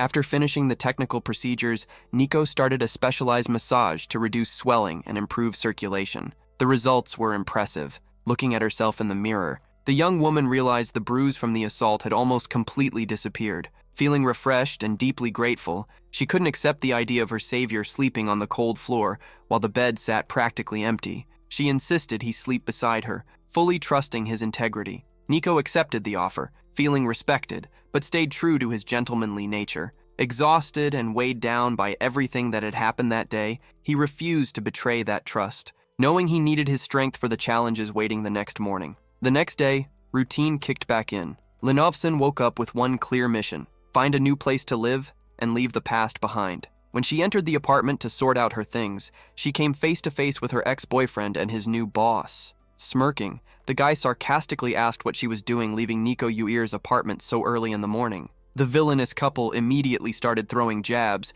joking that both of them had moved on pretty fast and sarcastically thanking her for the breakup, since now Lintian could openly be with Yaolian. That's when Nico Yuir suddenly appeared behind Linovson and wrapped an arm around her, firing the same energy right back at them. He thanked the ex-boyfriend for stepping aside and giving him the chance to meet someone as amazing as her, making it crystal clear that their lives were no longer anyone else's business. With no comeback left, the toxic couple quietly backed off. Grateful for the constant support, the young woman got ready to head to the university hospital, since she had urgent matters to handle. She looked flawless, and even though she tried to act casual, deep down she hoped Suniko Jira would start seeing her in a different light. The moment he arrived on campus, the hero was welcomed with threats from the director. The warning was crystal clear. If the medical skills he had shown earlier turned out to be nothing but luck or a fluke, he would be kicked out without hesitation. Over in the traditional Chinese medicine department, the staff was tiny, only 3 specialists, and nobody wanted unnecessary trouble. While the young woman got distracted for a moment, Nico suddenly vanished from sight. He had just run into an acquaintance who worked at the institution. The goal was simple. Suniko Jiro was submitting his application for a resident doctor position, meaning that very soon they wouldn't just be friends anymore, they'd be co-workers. With the workday almost over, Sanwan invited the young man to lunch, setting the meeting for noon. He accepted without hesitation. Their growing closeness quickly sparked Tsun's jealousy, making him feel like the hero was winning the girl over way too fast. Nico immediately shut the tension down, insisting he had no hidden intentions and that he respected his own wife, though the young woman quickly made it clear she didn't want to be called that. She pointed toward the university hospital building, explaining that the traditional Chinese medicine department was located on the top floor. As he stepped inside, the hero was impressed by the school's facilities and the constant activity. In the hallway, he overheard a doctor diagnosing a female student with a simple hormonal imbalance, casually suggesting she just get more sleep. The protagonist instantly realized the diagnosis was wrong. Without holding back, he interrupted the experienced doctor and bluntly stated that the issue wasn't hormonal at all. The student was actually pregnant. The school doctor exploded in anger, calling him inexperienced and questioning what some traditional Chinese medicine intern thought he knew. The man kept ranting about how arrogant the younger generation had become, throwing around diagnoses without evidence. Completely unfazed, the hero gave his final word. If the patient didn't improve after following the doctor's advice, she should head upstairs to the traditional Chinese medicine department and ask for Suniko Yuir to solve the problem properly. He even tried to convince the student not to waste time on the wrong treatment. The student ignored the hero's warning and decided to follow the arrogant doctor's advice instead. Meanwhile, the protagonist headed to the top floor and finally reached the traditional Chinese medicine department. The place was practically abandoned, reflecting just how neglected the specialty had become at the school. Stepping into the silent office, he called out for someone. Xin Wan, the department head, appeared from behind a divider. The veteran kept it real. The department was a ghost town, and the young man would need to get used to the loneliness. Nico didn't seem bothered at all, making it clear he was there to save lives, not fill his pockets. The old master, who had stayed in the position purely out of altruism, explained that patients were incredibly rare, maybe one every month if they were lucky. But the silence didn't last long. Urgent knocking suddenly echoed through the room. The hero already knew who it was, the same girl from the hallway. She burst in desperately asking for Suniko Uira. The department head stood there speechless, stunned that the rookie had already managed to attract a patient on his first day. Inside the office, the female students looked anxious and uneasy. Picking up on the atmosphere immediately, the hero got straight to the point before they could even bring up the pregnancy concern. Leaning back casually in his chair, he spoke cryptically, saying her own body already knew the truth. He bluntly added that if she already doubted his ability to read her condition, there wasn't much point in asking for his help.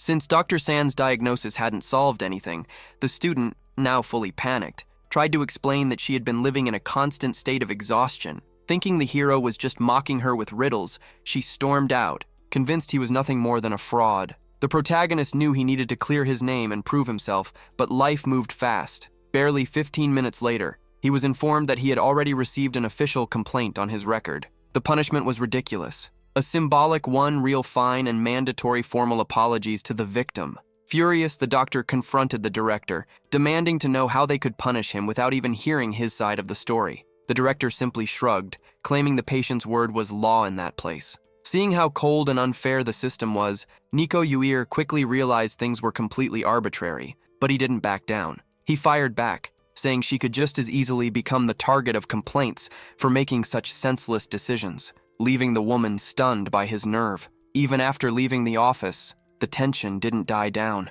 The woman made it clear she had the power to crush him and that he was untouchable, since her sister was none other than the school director herself. Staying calm, the young man asked her to stop for a moment. Instead of arguing back, he pulled a piece of paper from his pocket and handed it to her, a detailed medical prescription. He had already noticed that the director herself was struggling with serious health issues and urgently needed treatment. The woman exploded in anger, thinking he had lost his mind for diagnosing her without being asked. But as she looked into the doctor's calm, serious eyes, she realized he wasn't joking about how severe the situation actually was. Right in the middle of the argument, the director was suddenly hit with a sharp pain in her chest. The hero understood instantly. All the stress and bottled-up anger had overwhelmed her heart, pushing her illness into a critical stage. There was no time left to argue. He already knew the only solution was to act fast with his silver needles. Things got even worse when the director collapsed, causing panic to spread everywhere. Kanun arrived at the exact moment, and the hero immediately gave an order. She had to run to the traditional Chinese medicine department and grab his medical kit. A rival doctor, still bitter and jealous, tried to interfere and take over the case, but the protagonist shut him down with authority, warning that any interruption now would be fatal, since the patient was slipping into a coma. Meanwhile, in a rush to find her brother's belongings, the young woman ended up digging through his stuff and got an embarrassing surprise. A woman's bra suddenly fell out of his bag. She froze in shock, completely confused about why it was there, but there was no time to ask questions. When she handed over the medical case, the nurse's face was burning red. She tried to play it off, claiming it was just from running around so much, while secretly wondering whether her brother had some weird fetish or if it was all just a misunderstanding. The hero, completely focused on saving a life, didn't even notice the awkward tension in the room. Under the watchful and skeptical eyes of everyone present, he prepared the massive needles, ready to perform the procedure that would decide the director's fate. Without hesitation, Nico Uir pulled out an even more impressive needle to finish the treatment. He made it clear that this was just basic acupuncture and, jokingly, suggested that if the other doctor felt grateful, he could always send a little donation to the traditional Chinese medicine department. The only thing that mattered was saving the director's life, and Nico confidently assured everyone that she'd wake up within moments, despite her difficult personality and overworked body. The moment she opened her eyes, the director immediately wanted to know who was responsible for the miracle. The rival doctor quickly stepped in, trying to take credit while telling her not to move because of her weakened condition. With sharp chest pain still lingering, all she could think about was going home to rest. Watching everything unfold, the protagonist wondered if this incident would finally help improve the bad reputation of his department, though he knew the road to recognition would be a long one. Just as he was about to head out for lunch with Kanan, another student recognized him and interrupted his plans. She lived in the girls' dorm, and knowing he was now working at the university hospital, came looking for him because she still wasn't feeling well. In the office, Nico checked the young woman's pulse,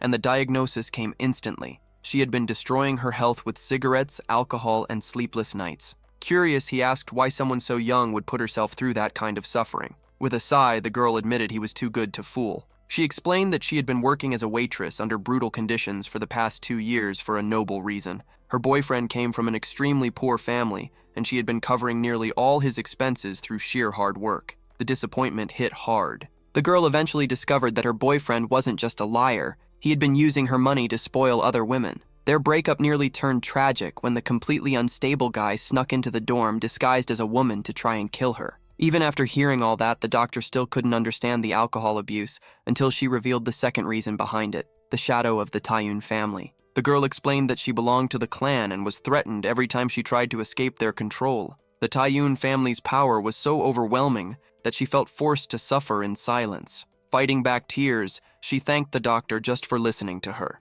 Nico Yuir prescribed the medicine she needed and gave strict instructions, complete rest for half a month if she wanted to survive her exams. To him, it was obvious that the Tailun family was at the root of a lot of the city's corruption. Shortly after, San Juan showed up to take the hero out for dinner. As kind as always, the young woman didn't mind being treated like a close friend. Since the guy knew nothing about the area, he let her choose the place, and they ended up at a restaurant famous for its fried fish. While waiting for the food, the conversation drifted toward how hard it was to find attractive girlfriends, but they also made a pact that friendship would always come first, no matter what profession either of them pursued. The restaurant was packed with university students, and that's when someone familiar, Feiju, walked over to greet the doctor. She apologized for the mess from earlier that morning, explaining that she hadn't been able to calm down her friend Kano, who ended up filing that official complaint. Being polite, Nico invited Feiju to join them, but she politely declined, explaining that she was already there with a guy.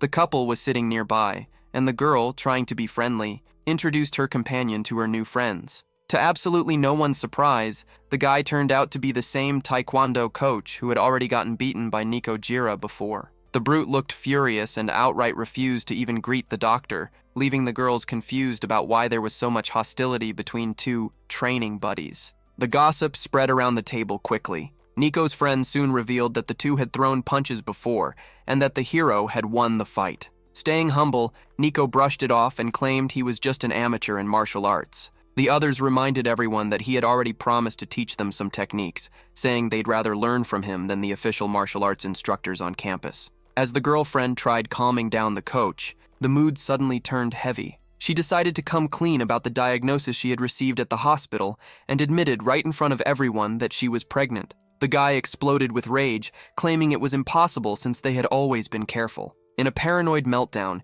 he convinced himself it was all part of Nico Yuira's revenge scheme and, disgustingly, accused the doctor of being the baby's father. The scumbag went beyond verbal abuse. He pulled out his wallet and asked if the girl had been offering services for money before hurling it straight at her face. He shouted that they had been together for a year, but now she meant absolutely nothing to him. The young woman stood frozen in shock, unable to react to the cruelty, but Nico Yuira wasn't about to sit back and watch. In a nearly invisible motion, a needle shot forward. Before the wallet could hit the girl, the needle intercepted it mid-air with unbelievable force, piercing straight through it and pinning it to the wall, stopping the assault in one silent and terrifying move. Everyone froze at the sight of the wallet stuck to the wall. Nico Jira wasn't letting that disrespect slide. Pin Tunce had raised his hand against his girlfriend, and to Nico, that was the end of the line. Seething with rage, the brute yelled at the doctor to stay out of his business and turned to leave, but the hero stopped him cold with a bold proposal. A bet was sealed right there on the spot. If the villain loses, he'll have to get on his knees and apologize to Feiju. If the protagonist fails, he promised to disappear for good. But if he wins, Pin will become his servant for an entire month, obeying every order without question. The challenge? Black Bear, Nico's friend, would have just 3 months to train and defeat the taekwondo master in a duel. Pin accepted immediately, laughing at the whole thing. To him, Bear was nothing but trash, a punching bag he had already humiliated on the sports field. But the hero stayed confident. He promised that with brutal training and total dedication to martial arts, 2 months would be enough to turn his friend into an absolute machine, with impressive muscles and enough confidence to win over any girl. While the villain stormed off, eager to crush Bear in the future, Nico walked over to Feiju to make sure she was okay. The girl, still shaken, thanked her savior, but things got heavy when she admitted that if she really was pregnant, she planned to get an abortion. The doctor stepped in immediately, revealing that he had much safer and far less traumatic ways to handle the situation, asking her not to rush into anything. Confused but grateful, she promised to think things through before making any drastic decisions, while Bear, already locked into his new mission, didn't waste the chance to try and get the girl's attention. The last clue about Bear surfaced at Feiyu Bridge and rumors spread fast. The girl was actually interested in him.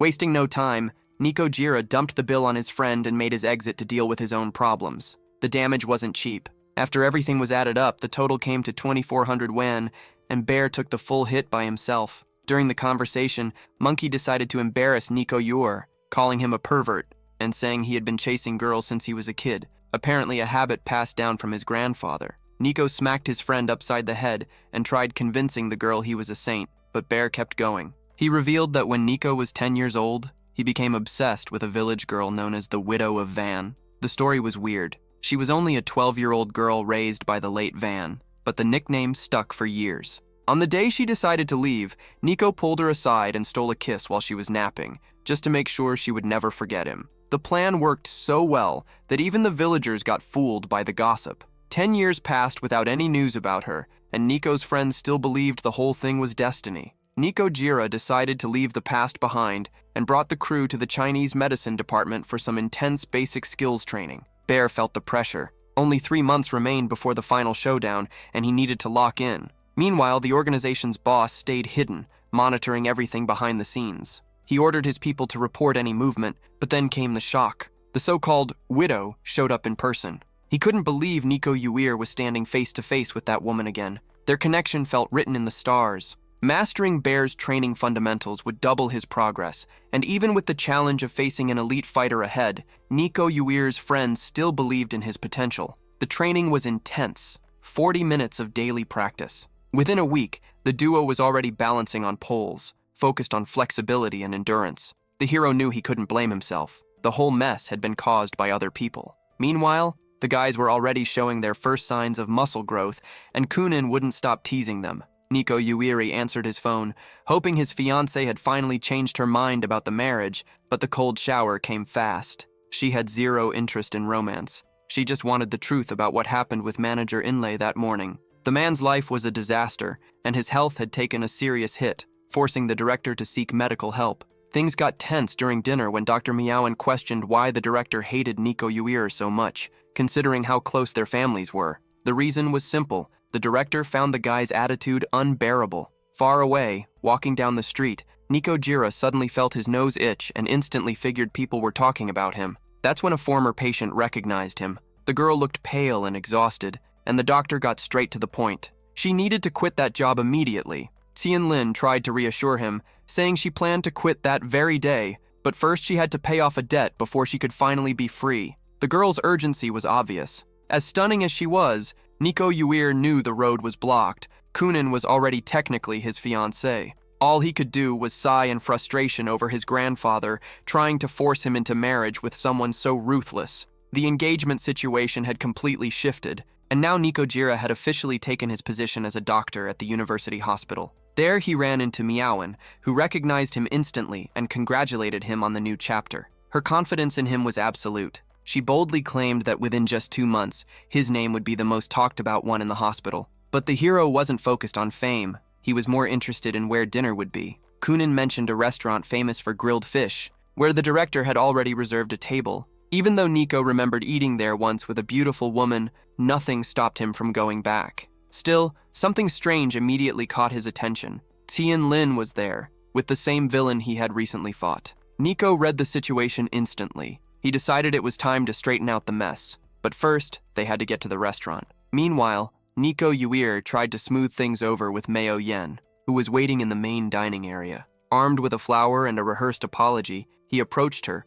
hoping to finally understand how the director truly felt about everything between them. But the surprise hit hard. What he didn't expect was that her wedding plans with another man were already moving forward fast. At the table, the atmosphere turned painfully awkward. The doctor tried making small talk to break the tension, but the silence was sharp enough to cut. Finally, unable to take it anymore, he got straight to the point and asked Ziwayunin why they had invited Director Lon in the first place, since his presence there was, at the very least, uncomfortable. Getting that VIP room was nearly impossible, usually requiring weeks of waiting, but Mr. Lon used his connections to skip the line. His goal was obvious: impress Kunsen. While Nico Uira casually devoured the food, Lon watched him with pure disdain, convinced that a country bumpkin like him had never stepped foot in a place this luxurious. Trying to humiliate him in front of Chiyun, Lon suggested the doctor take the leftovers home since he seemed to be enjoying the dishes so much. To everyone's surprise, Nico Jira didn't look offended at all. He simply packed everything up, genuinely pleased, which only made the villain even more furious. Things got even weirder when Nico asked the girl not to judge him, explaining that he had spent his last bit of money on rent and barely had anything left to eat. He even fake cried a little, asking Kunin for money so he wouldn't starve. The young woman couldn't understand how a doctor could live in a tiny 30-square-meter apartment, but Nico shrugged it off, saying that kind of life was normal for plenty of people. Trying to regain his superiority, Lon commented that poverty usually came from laziness. The hero smiled and fired back, asking if Lon really had to work that hard just to flex his wealth. Offended, the villain slammed his fist on the table, yelling that he had built everything from the ground up and that Nico was nothing but a worthless nobody. Kunin watched the whole thing in shock, realizing Lon was clearly trying to manipulate the situation against Nico Uir. The scumbag even had the nerve to say the engagement should be canceled for good because Nico and Tunin had absolutely nothing in common. Surprised by the level of arrogance, the young man calmly asked him to repeat what he had just said. Lon's repeated declaration of love sounded like a bad joke, and Nico Uire instantly realized every word coming from the CEO was pure performance. Watching the whole show, Kunin was stunned by how ridiculous the businessman looked. It was honestly bizarre seeing an executive at that level struggle so badly with someone as simple as Nico. As tensions at the table kept rising, Nico Jira decided to make a strategic exit to grab drinks. His only plan was to pick up yogurt for Miaoyan, but things changed fast when he heard familiar screams in the hallway. A young woman was being cornered by the same creeps from before. She begged them to stop forcing her to drink and tried to quit, but the guys treated her like some disposable trophy. Nico Uir appeared at the door with a grin, almost thankful to run into the group again. To him, this was the perfect opportunity to teach another lesson in manners. He immediately understood why his patients suffered so much. Guys like these were the reason. The payback was lightning fast.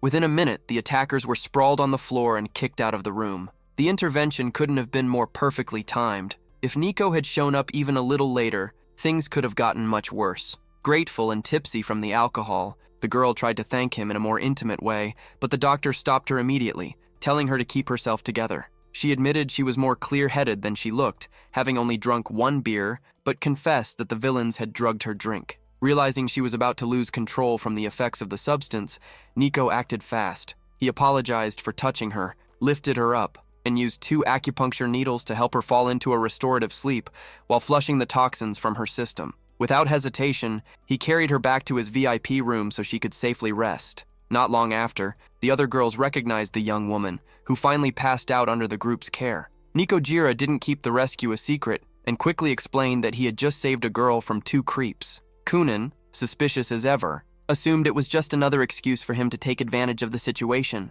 The director didn't buy the story either, but the truth came out the moment the victim woke up. The girl opened her eyes with a brutal headache and immediately ran to hug the doctor the second she saw him. In tears, she admitted she would have been completely doomed if he hadn't stepped in. Meanwhile, outside the restaurant, things were heating up fast. A brute named Mr. Don showed up surrounded by the same thugs Nico had beaten minutes earlier. The gang was thirsty for revenge and claimed the hero had not only humiliated them, but had also stolen the girl from the karaoke room. Don gave the order, beat the protagonist into the ground. One of the thugs charged with a baseball bat, swinging straight for Nico's head. With quick reflexes, the doctor bent down to pick something up off the floor, and the swing completely missed him, smashing right into Lon's face instead, since he had been walking directly behind him. The whole thing turned into absolute chaos. The moment the gang leader realized who got hit, panic took over. Lon was actually their boss. The thug instantly started stammering apologies, swearing it was an accident and insisting he would never try to attack his own employer. Nico took full advantage of the mess to expose the truth, revealing that Lon's men had been forcing the student to work against her will. Cornered and desperate to save face with Kunin, Lon had no choice. He tore up the girl's exploitation contract and ordered his men to stay away from her from now on. Safe and finally free, the young woman thanked Nico endlessly, though she also awkwardly gave Lon some forced gratitude. Watching the scene unfold, Kunin started questioning her assumptions. Maybe her fiancé wasn't the villain she had imagined after all. The businessman left the restaurant, but the feeling remained that the score between them was far from settled. The villain tried to stop Nico from leaving, not realizing he had just awakened a monster. What triggered the hero's fury wasn't the threat. It was the fact that his bag of leftover food had fallen to the floor during the chaos. Staring at the guy like a predator sizing up prey, Nico coldly said he had just destroyed his entire food supply for the month. The atmosphere instantly turned deadly serious. Realizing his mistake, the thug stuttered out an apology, but Nico Jiro wasn't interested in excuses. He unleashed a brutal strike directly to the top of the man's head. The impact landed with a horrifying crack, dropping the criminal to his knees hard enough to shake the floor. Nico warned everyone not to touch the body, saying the guy's bones had basically turned to dust. That was the price for ruining his meal. The message was loud and clear. Never mess with someone you don't know. Humiliated and trembling with fear, the gang leader picked up his glasses and ordered everyone to erase that day from their memory. No one was allowed to repeat what had happened. While his subordinates panicked at the sight of their boss's condition, Nico and Miaowen were already long gone. Since her house was about 30 kilometers away, they decided to catch a ride with Kunin. Lon made one last desperate attempt, insisting that Kunin spend the night with him for protection. The girl barely acknowledged him, cutting him off and saying she had things to take care of and would call him later. Burning with resentment, Lon swallowed his pride, convincing himself he only needed to wait for the company merger before finally putting Kunin in her place. The final surprise came in the parking lot. Kunin showed up with a gift from her mother, an absolutely stunning Rolls-Royce. While Nico joked that the car probably wasn't even worth 500,000 yuan, Miaowen corrected him immediately. It wasn't an ordinary car. It was a limited edition Bentley, with only 20 units in the entire world. The girl's family wealth was on another level. The flex was unreal. A car like that wasn't for just anyone, easily costing between 7 and 8 million yuan. Nico's financial reality was so far removed that he couldn't even process a vehicle being worth that much. Numbers like that simply didn't exist in his world. If he accepted the girl's conditions, he could pocket 100 million yuan and instantly change his life, but he turned it down without hesitation. To him, talent and freedom mattered more than a loaded bank account that tried to buy happiness. Tensions rose when the girl made it clear that the forced marriage was still completely off the table. As they got closer to the doctor's place, everyone was shocked. The narrow streets and rough living conditions made it painfully obvious just how simple his lifestyle really was. To make things worse, the director noticed an ad taped to the wall with such suggestive content that the girl immediately blushed and looked away. Nico invited everyone inside, but forgot one crucial detail. He wasn't alone. A voice from the bathroom casually announced that, since the renovations at her own place still weren't finished, she would be staying there for a while longer. It was Linotsun, stepping into the living room wearing nothing but a bathrobe and casually declaring that she would be sleeping in Nico's room that night. The misunderstanding exploded instantly. Kunin completely lost it, yelling and demanding to know who the woman was, especially since she and Nico were technically engaged and he had another woman under the same roof. Feeling betrayed, the girl threatened to tell her grandfather everything. Linotsun tried to take the blame for the misunderstanding, but Nico stayed calm, promising to explain everything. By the end of the night, the student they had rescued admitted she still trusted the doctor, and the group decided to take her to a safer place, since it was late and the streets were no place for her.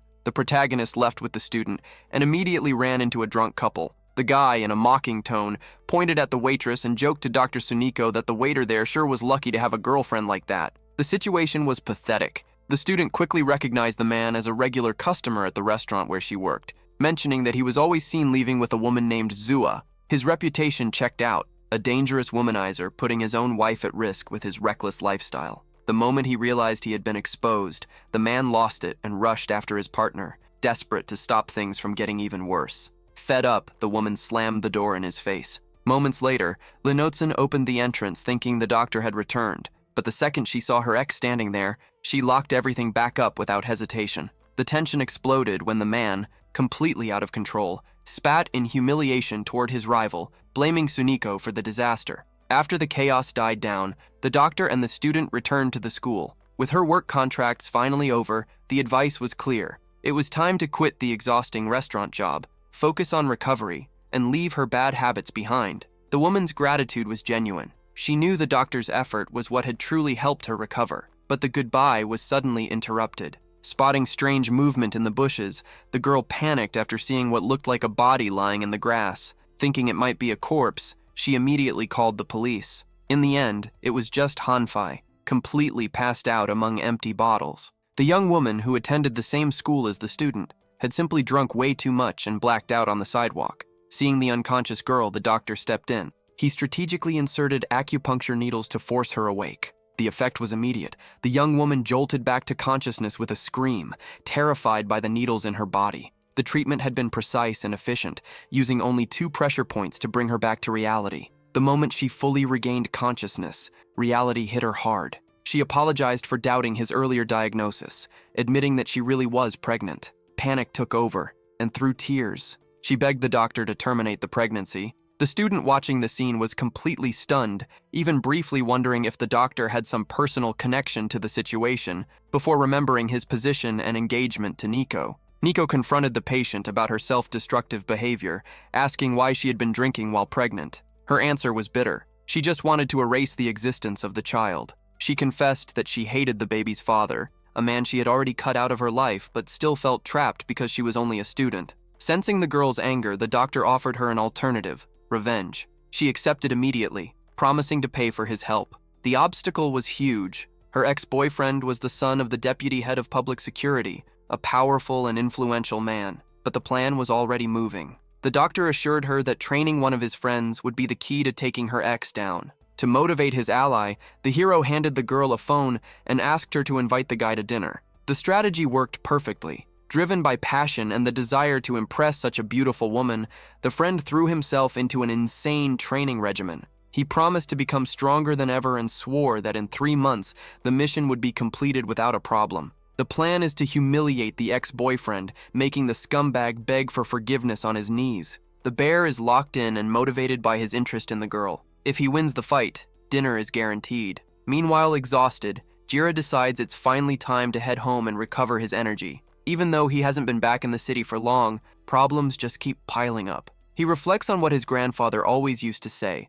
the men in their family never deal only with their own problems. They always end up carrying everyone else's burdens too. Realizing he's gotten rusty, he decides he can't put off martial arts training any longer. Meanwhile, a young woman working tirelessly to support herself and the children feels completely worn out. On her way home, she comes across clothes and belongings scattered all over the ground that seem to belong to a doctor. Confused by the mess, she starts picking everything up to organize it, but Jira suddenly appears and orders her not to move. The next morning, the place is still a complete mess, with items scattered everywhere. His phone rings. It's Grandpa Sai calling him to a family dinner. Jira accepts without thinking much of it, but once he fully wakes up, he's shocked to find Xiaolantan nearby. Trying to piece things together, he remembers going into the forest the night before to train martial arts with the chicken. The training had been as intense as ever until nearby footsteps signaled someone approaching. The students showed up for treatment. The doctor led them into the room to begin acupuncture. Seeing their fear of pain,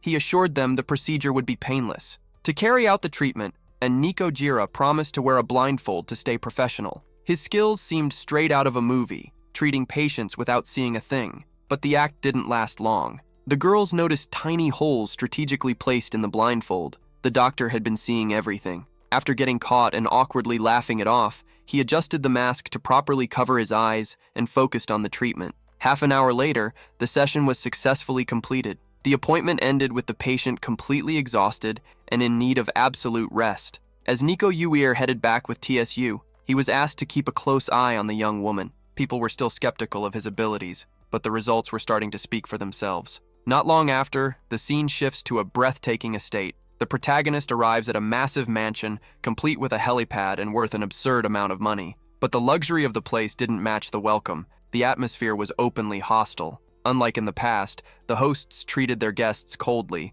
watching every move as if any small action were some kind of invasion. Sharp as ever, the hero notices something off while looking at a fire extinguisher. He immediately starts forming a plan. Meanwhile, his grandfather watches from afar, impressed by his grandson's calm under so much pressure. The old man knows he chose the right successor, someone destined for greatness, and whoever dares break their promise to him now will regret it later. Behind the scenes, tensions are boiling over. One of the girl's fathers argues with the grandfather about the marriage arrangement, revealing that his daughter has threatened to take her own life if she's forced to marry the newcomer. The patriarch stays calm, promising to handle things his own way. The tension peaks at the front entrance, with an unexpected move involving the fire extinguisher, which ends up lodged in the wall after flying through the air at high speed. The hero makes a dramatic entrance. A wealthy, nostalgic old man welcomes him with a grand feast, celebrating their reunion after many years. But the young man isn't fooled by the food and luxury. He knows this dinner invitation hides much bigger secrets.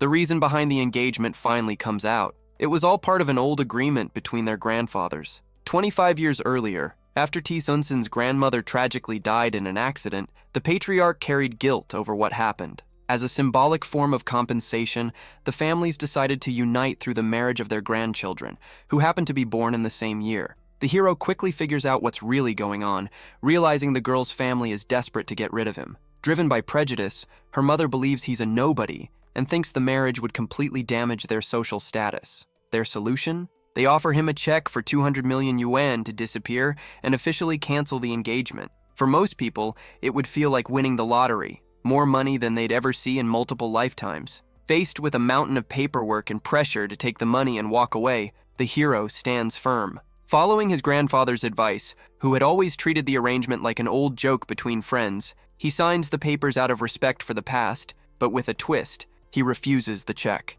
He doesn't take a single cent, making it clear he doesn't need their money, and that from that point on, all ties are cut. Before leaving, he thanks the old man and promises to invite him to dinner someday. Watching him leave, the patriarch deeply regrets his family's behavior. He knows the young man is a rare talent, a diamond in the rough, and that his granddaughter will one day bitterly regret throwing away such an opportunity. Upon noticing the empty table, Grandpa and the guests were left in shock. The entire feast had vanished in the blink of an eye. Outside, the protagonist was already on the move, focused on bringing something to Han, who was still at work. He was searching for the girl's address, knowing she was tutoring little Xiao Wei. The tension rose when the hero ran into Xiao Wei himself on the street. When asked about the lesson, the boy revealed that the teacher had suddenly passed out. The child's father told his son to go play, saying he would personally take care of the teacher. Sensing danger immediately, the protagonist didn't hesitate to call the police while studying the building. The target was the 5th floor, and time was running out. Inside, the boy's father was already standing over the unconscious teacher, disturbingly admiring her beauty. What he didn't expect was for the hero to already be outside the window, ready to break in. The sound of shattering glass stopped everything cold. Panicking, the attacker shouted in confusion, unable to understand how someone had gotten there so fast. Within seconds, the young doctor was inside the room, shielding the unconscious woman lying on the couch. Furious over the intrusion, the homeowner rushed in to attack. The teacher slowly began waking up, opening her eyes just in time to see the hero facing off against the villain trying to strike him. Confused, she looked around for her student and asked why the hero was there. After learning the truth, Han was horrified. She had only accepted a cup of coffee from the attacker, never imagining it was a trap. Meanwhile, in a violent meltdown, the criminal started injuring himself to make it look like he was the victim, taking advantage of being alone in a corner. Hearing the approaching sirens, the hero reacted fast. Since the police had already surrounded the main entrance, the only way out was through the window. In a risky move, he jumped with the young woman, using improvised equipment to soften the fall. Down below, officers were already heading upstairs to respond to the call made by the child himself. The protagonist told his friend to head home first while he handled the legal mess. At the police station, the attacker tried to twist the story, claiming everything had simply been a personal dispute and demanding a full investigation into the so-called intruder. Later, safe at Han's house, the hero gave her a serious lecture about the dangers of trusting strangers. Catching her breath and speaking more softly, she admitted she felt safe whenever he was around. Taking advantage of the moment, she flirtatiously mentioned that she had been feeling a strange discomfort in her chest ever since they left the chaos behind. Ignoring the protagonist's hesitation, the teacher lowered her dress and demanded a medical exam on the spot, reminding him that he was a doctor. Sun Yu, completely shocked by her boldness out in public, covered his eyes and begged her to get dressed before someone showed up. In the middle of the awkward and chaotic moment, Han didn't care at all that the street was empty. The fun abruptly ended when a police officer appeared nearby. Flashing her badge, the officer informed them that Sun Yu was the main suspect in a physical assault case. Han tried to step in as an eyewitness, but the hero accepted responsibility, assuring them he would cooperate with the authorities. Before being taken away, he told the teacher to go home, take care of Phi, and stay calm despite the tense situation.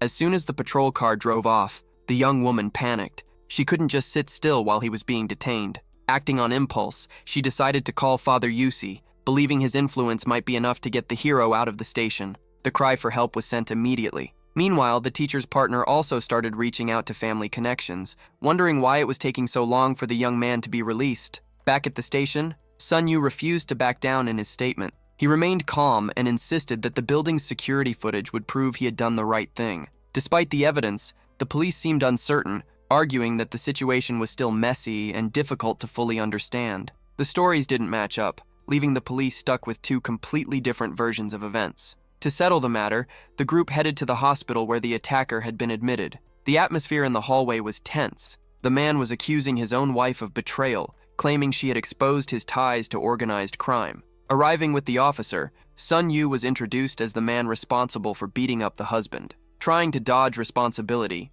the wife blamed a mysterious company her husband had gotten involved with. The doctor requested a private moment with the so-called injured man, and the officer allowed it, even though she found the request suspicious. Inside the hospital room, the villain tried to intimidate the hero with serious threats. Sun Yu didn't even blink. He reminded the man that he had already taken down plenty of his goons and that their last fight had left the attacker with a serious condition that probably couldn't be fixed. Changing tactics, the criminal tried bribing the doctor, offering peace in exchange for treatment, but the hero just laughed. He made it clear he was there to investigate, not negotiate. When Sun Yu stepped back out of the room, he exposed the patient's rage to everyone, proving that the whole helpless victim act had been fake. To seal the case, police found the sleeping pills used in the crime, leaving the criminal with nowhere left to run. As the man broke down crying and begged for forgiveness, Father Yusi arrived to close out the case. With a detective's instincts, he helped connect all the missing pieces. In less than 12 hours, the hero's innocence had been proven, showing that he was far more clever than the authorities had imagined. Mao Yukai expected to find the doctor behind bars, but instead she was surprised to get a call from him. Curious, she asked how he was already free, and the hero casually explained that he had already cleared things up with the police. Taking advantage of the reunion, he suggested she stop by the infirmary for a quick checkup. While checking the young woman's pulse, the specialist noticed something alarming. He was furious to discover that Yukai had doubled her medication dosage on her own. Sun Yu got straight to the point. Abusing the dosage might seem like it speeds up recovery, but the risk of serious damage was huge, and it could also create resistance, making the treatment useless in the future. The revelation left the patient stunned. Desperate and clutching her chest, she tried to deny reality, but the doctor stood firm. He suggested she get a second opinion to confirm the diagnosis, and warned that her treatment plan needed to be revised immediately. Feeling cornered, she stood up arrogantly and walked toward the door. Before leaving, she threw threats at Sun Yu, furious at the possibility that she had been misled before. The hero simply watched the scene with exhaustion, commenting on how draining it was to deal with patients who repaid help with ingratitude. But the serious mood broke when he noticed something left behind. The girl's bikini was still in his hands. Looking at the item, he realized leaving that lying around the office would be an even bigger problem. The plan was to return the bikini as soon as possible, but time ran out. The door suddenly swung open, and Miss Tan walked in, catching the doctor red-handed with the item in his hands. The shock was immediate, and awkwardness filled the room. Trying to save himself, the doctor complained that she should have knocked first, explaining that it was all just a technical misunderstanding involving the outfit. Recovering from the shock, Miss Tan got straight to the point. Her father was in a coma. With foreign doctors failing to help, she was turning to traditional Chinese medicine for answers. After learning that the specialist she originally wanted wasn't available, she saw the hero as a new source of hope. Even aware of how young he was, she decided to take the risk and invited him to assess the situation. During the drive, she explained that her father lived in a care facility to make constant treatment easier and that he never let go of his camera before the incident. Upon arriving and examining the man's condition, the doctor concluded that the coma had already lasted for months. The confirmation came right after. It had been exactly 4 months without any signs of improvement. The young woman realized she had no more time to waste on conventional methods that weren't working. The doctor then requested the imaging exams and, after carefully reviewing the CT scan, identified the real issue. There was a blood clot in the patient's head, and the pressure caused by it was exactly what was preventing him from waking up. The diagnosis was spot on. The clot's pressure on the nerves was what kept the man in a coma. Once the inflammation was resolved, recovery would be possible. Seeing the hopeful look in Miss Tan's eyes, the doctor explained that patience was key. Even with advanced technology, the process would take months, and treatment would begin the very next day. Relieved, the young woman finally felt like there was light at the end of the tunnel for her father. Later, Han found the protagonist and scolded him for leaving the police station without saying anything. The mood quickly shifted when she started flirtatiously questioning details about how he had dressed her while she was unconscious. Teasing him, she complained that he hadn't complimented her figure and wanted to know if he thought she was more attractive than Sisian, the gorgeous neighbor. Cornered by the questions, the doctor felt his face burn as embarrassing memories from the past came flooding back. He got so nervous that he ended up with a nosebleed and had to escape the conversation before embarrassing himself even more. As he walked away, he could still hear Han's playful shouts, promising he wouldn't get away so easily next time. For the hero, trying to compare the beauty of the women around him was a trap with no winning answer, since each one had her own charm. But the peace didn't last long. A notification buzzed on his phone. It was a video from Han. The moment he opened it, he was met with close-up shots of her showing off every detail of her figure in a tight dress, making it clear she had no intention of leaving his mind anytime soon. The hero recognized Han's move, but his mind was elsewhere. He had already arrived on the street where Xiao Lantin worked and was determined to apologize to her. As soon as he entered the establishment, he found the young woman dressed in a themed maid outfit, forcing smiles for customers while secretly regretting her boss's bizarre idea of combining waitress and housemaid duties. The peace didn't last long.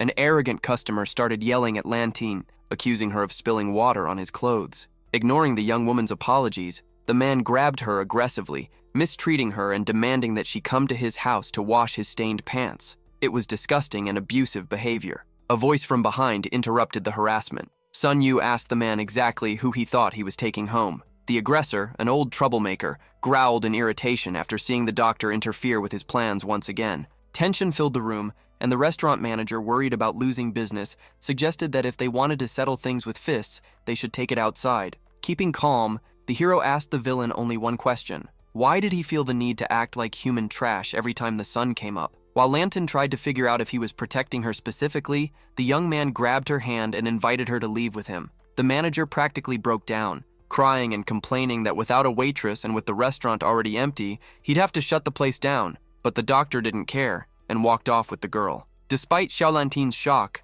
the protagonist excitedly announced that he was taking her to the movies. He framed the invitation as a way to make up for everything that had happened earlier, reminding her that she probably hadn't had fun like this in a long time. The young woman grew shy, fully aware that this felt exactly like the setup for a classic first date. Once inside the theater, though, things weren't exactly great for the hero. He found himself annoyed by the movie's questionable quality, and especially by the overload of cheesy scenes and over-the-top special effects. But when he checked on how his friend was reacting, he was surprised to see tears running down her face, leaving him completely confused. Later, as they walked through the park, Lantin admitted that she had barely paid attention to the movie. The scenes had only brought back memories of her past. Her confession was suddenly interrupted by a scare. She started trembling in fear after spotting 3 people arguing up ahead. The doctor assumed it was just another difficult restaurant customer, but the brunette revealed that one of the men in the argument was her ex-boyfriend. In the middle of the chaos, a woman accused the man of being a fraud. Even though he was engaged and already a father, he still kept seeing other women, proving the relationship had been nothing but a lie. Furious, the man tried to deny the accusations, claiming the woman had no proof and verbally attacking her for showing up with a stranger. Things escalated until one of Lantin's acquaintances stepped in, suggesting the guy should be sued for his disgusting behavior. The tension got worse when the man started laughing mockingly and threatening the woman. If she didn't hand over 500,000 yuan soon, the consequences would be severe. Sun Yu didn't back down and confronted the loudmouth, even without knowing him personally. That was when Zhao Fei stepped in, revealing that the brunette had been forced to flee back to her hometown after falling victim to a scam planned by that very same man. The anger was obvious. 2 years had passed, and the villain still acted like he was untouchable. The tables turned fast. Sun Yu demanded justice, and the pressure became so intense that the man lost his confidence. 1 second he was arrogant, the next he was on his knees in front of Chunjuai, begging for forgiveness, and one last chance to avoid ending up broke. But the decision had already been made. The money he was demanding would instead be used to fund the lawsuit against him. As they walked away, ignoring the scammer's desperate pleas, the doctor was stopped by Yahello. The man introduced himself as a physical education teacher and thanked him for stepping in, revealing that he had already seen the damage that group had caused. Right after that, Chunjua tried to get closer to Lantin, inviting everyone to the restaurant where she worked. Embarrassed, Lantin wanted to rush off and change out of her themed uniform, but the doctor jokingly said the maid outfit was adorable and that he wouldn't mind admiring it a little longer. When they arrived at the restaurant, the scene was almost ridiculous. The manager was standing at the entrance, also dressed in a maid outfit in an attempt to attract customers. Sun Yu couldn't take it, and shouted for the man to take it off immediately before ruining the whole appeal of the costume. Embarrassed, the manager awkwardly tried to explain himself through nervous laughter, apologizing for the disastrous idea. The atmosphere inside the restaurant was full of culinary showmanship. The manager brought out the signature dish, proudly claiming they followed every modern food trend to satisfy customers. However, the protagonist's new companions didn't seem very convinced and quickly started making excuses to avoid tasting it. The restaurant owner looked confused, unable to understand why anyone would reject the house specialty. Sun Yu decided to take control. Putting on gloves, he announced that he would show them the true meaning of elite Chinese cuisine. The restaurant owner, arms crossed, mocked the challenge, pointing out that they were completely out of meat and doubting the young man could somehow pull off a vegan miracle. Only 15 minutes later, the hero presented a platter of grilled strips coated in sweet and sour sauce. The aroma smelled so identical to beef that the owner stood there in shock, swearing there hadn't been any meat in the kitchen. That was when Chunjua revealed the secret. It was tofu. Sun Yu's technique was so absurdly good that the texture and flavor could fool even an expert. Recognizing the rare talent in front of him, the owner immediately tried to negotiate for the recipe. Clever as ever, Sun Yu used the man's interest to help Lantin. He hinted that the secret had a price, and the manager got the message instantly. Praising the young woman's hard work, he announced that starting the next day, she would stop working as a waitress and instead become the chief administrator. Outside the Lantin family home, the goodbye turned tense. Sun Yu felt like he still needed to properly apologize for everything that had happened that night, but the words just wouldn't come. In the middle of the uncertainty, the inevitable happened. The two ended up kissing, completely lost in the moment. Neither of them noticed someone hidden in the shadows, watching every move they made. Before going inside, the young woman, still dazed, asked him to stay just a little longer. Once inside the apartment, the young man insisted on taking responsibility for everything that had happened that night, making it clear the blame was entirely his. Lantin tried to brush it off, but he kept insisting, making her realize just how hard he tried to protect her. In a reflective tone, the young woman confessed that if he truly knew everything about her, things might be different, hinting that maybe distancing themselves would be for the best. But she quickly changed her mind, deciding to enjoy the happiness while it lasted, even if it was temporary. Before walking inside, she floated the idea that the two of them should officially start dating. Meanwhile, the brunette watched everything from the doorway, feeling left out after his outing with Lantin. Despite the pain, she still held on to hope of figuring out what her true place in the doctor's life really was. The next morning, during a walk through the park, the protagonist felt like life was finally getting back on track after everything that had happened. His mind drifted to the martial arts lessons his grandfather used to teach him. The peaceful mood was broken by a woman's voice teasingly accusing him of being jealous. He immediately denied it, making it clear there was no emotional connection left between them. Shunjua, grateful for his help during the divorce process, pointed out that while a close friendship was probably off the table, they could still maintain a professional relationship. To mark the beginning of this new chapter, she invited him to lunch. Acting in her role as the institution's director, she mentioned there would be time later to discuss personal matters and relationships, but for now, the focus was food. So the group headed to the nearest restaurant, well known for its excellent cuisine. The brunette's companion mocked the restaurant's name, but she didn't let it slide. Cutting him off coldly, she told him to keep his distance and walked into the restaurant alone for lunch. The man stayed behind, furious, bitterly stewing over his failed plan to marry her and mold her into the kind of woman he wanted. Inside, the hero sat down for a technical discussion with the veteran doctor. Between compliments about his performance, the young man cracked a joke about using honey to treat digestive issues, making his colleague laugh, who reassured him that his health was just fine. Impressed by the young man's early talent, the veteran admitted he was progressing way too fast and would soon need to be referred to top-level specialists. The mood shifted when the director of CEU brought up the pressure of an upcoming audit, stressing that there was no room for mistakes or dishonesty. In the middle of the discussion about deadlines and checks, Kanan Lin interrupted the meeting. Fully recovered, she offered to become the doctor's assistant, claiming she was a quick learner. The hero didn't give a final answer, leaving the decision up to management. The manager asked the young woman to wait and promised to arrange the assistant position. As they walked out, an older employee commented that this was a golden opportunity for the young doctor, nostalgically recalling his own clinic days. Alone with the hero, Kanan begged to learn his techniques. Unsure if she would really be interested in traditional medicine, the doctor grabbed a stack of books and warned her that the learning process would start there. Tension rose when a group of officials entered the room right as support for new students was being discussed. One of the men immediately frowned, complaining that the strong smell of medicinal herbs made the place unbearable and suggesting the department should be shut down to avoid wasting public funds. Miss Tsu didn't back down and fired off a sharp warning. If they shut that department down, the hospital would lose its status as a general hospital. Sun Yu stood his ground and shot back at the official, saying his ignorance kept him from making any sensible decisions. Pressured by the Ministry of Health, the director snapped and started insulting the young doctor, claiming he was a nobody and that traditional medicine specialists only got jobs through connections and favoritism. Without flinching, the hero challenged the official to test his skills right there on the spot. With a sharp glance, he diagnosed the man with a serious kidney problem and even dropped embarrassing details about his health. Panicking, Juan tried to deny everything, but things got worse when the official's wife started yelling, accusing him of lying about where he had been the night before since he claimed he was at a casino. To make matters even messier, the doctor landed the finishing blow by suggesting the wife had her own late-night secrets with another man. The office instantly turned into a battlefield of embarrassing revelations. Watching the spectacle, the ICU director realized the doctor was simply exposing the rot within that family. In the end, not knowing how to react to the public humiliation, the couple decided it was better to stop fighting and bring the young specialist aside for a serious talk, realizing he knew way too much to ignore. The woman exploded, accusing the protagonist of making up lies without a shred of proof about her involvement with another man. Taking advantage of the chaos,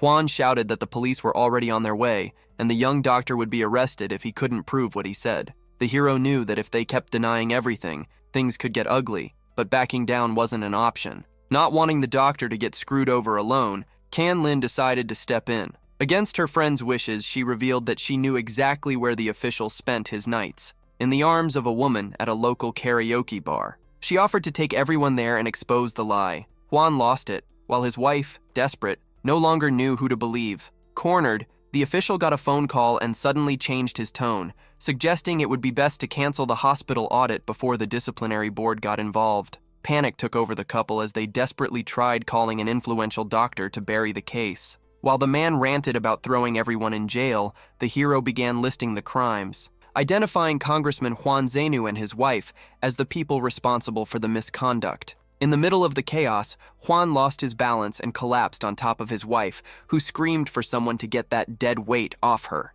That was when the police walked into the room and found the bizarre sight of the couple sprawled out on the floor. Completely confused, the officer leading the team recognized the protagonist. Letting out a sigh like she already expected trouble wherever he went, she ordered him to come with her once again. The director entered the room right in the middle of the chaos and, with a curious look, commented that he never expected to stumble into such a bizarre show while handling business. He took the opportunity to suggest that the government had an interest in a young talent like the hero taking on an official position. The doctor, however, rejected the offer immediately. The CEU director, surprised that such powerful figures were interested in the young man, realized his family's influence was fading and that going against the protagonist would no longer be easy. After seeing his proposal turned down, the director simply smiled and dropped the subject. Still, the tension lingered. The hero knew that, regardless of the brief moment of civility, he and the Kuhoning family were now declared rivals. Meanwhile, Miss Zhu brought updates.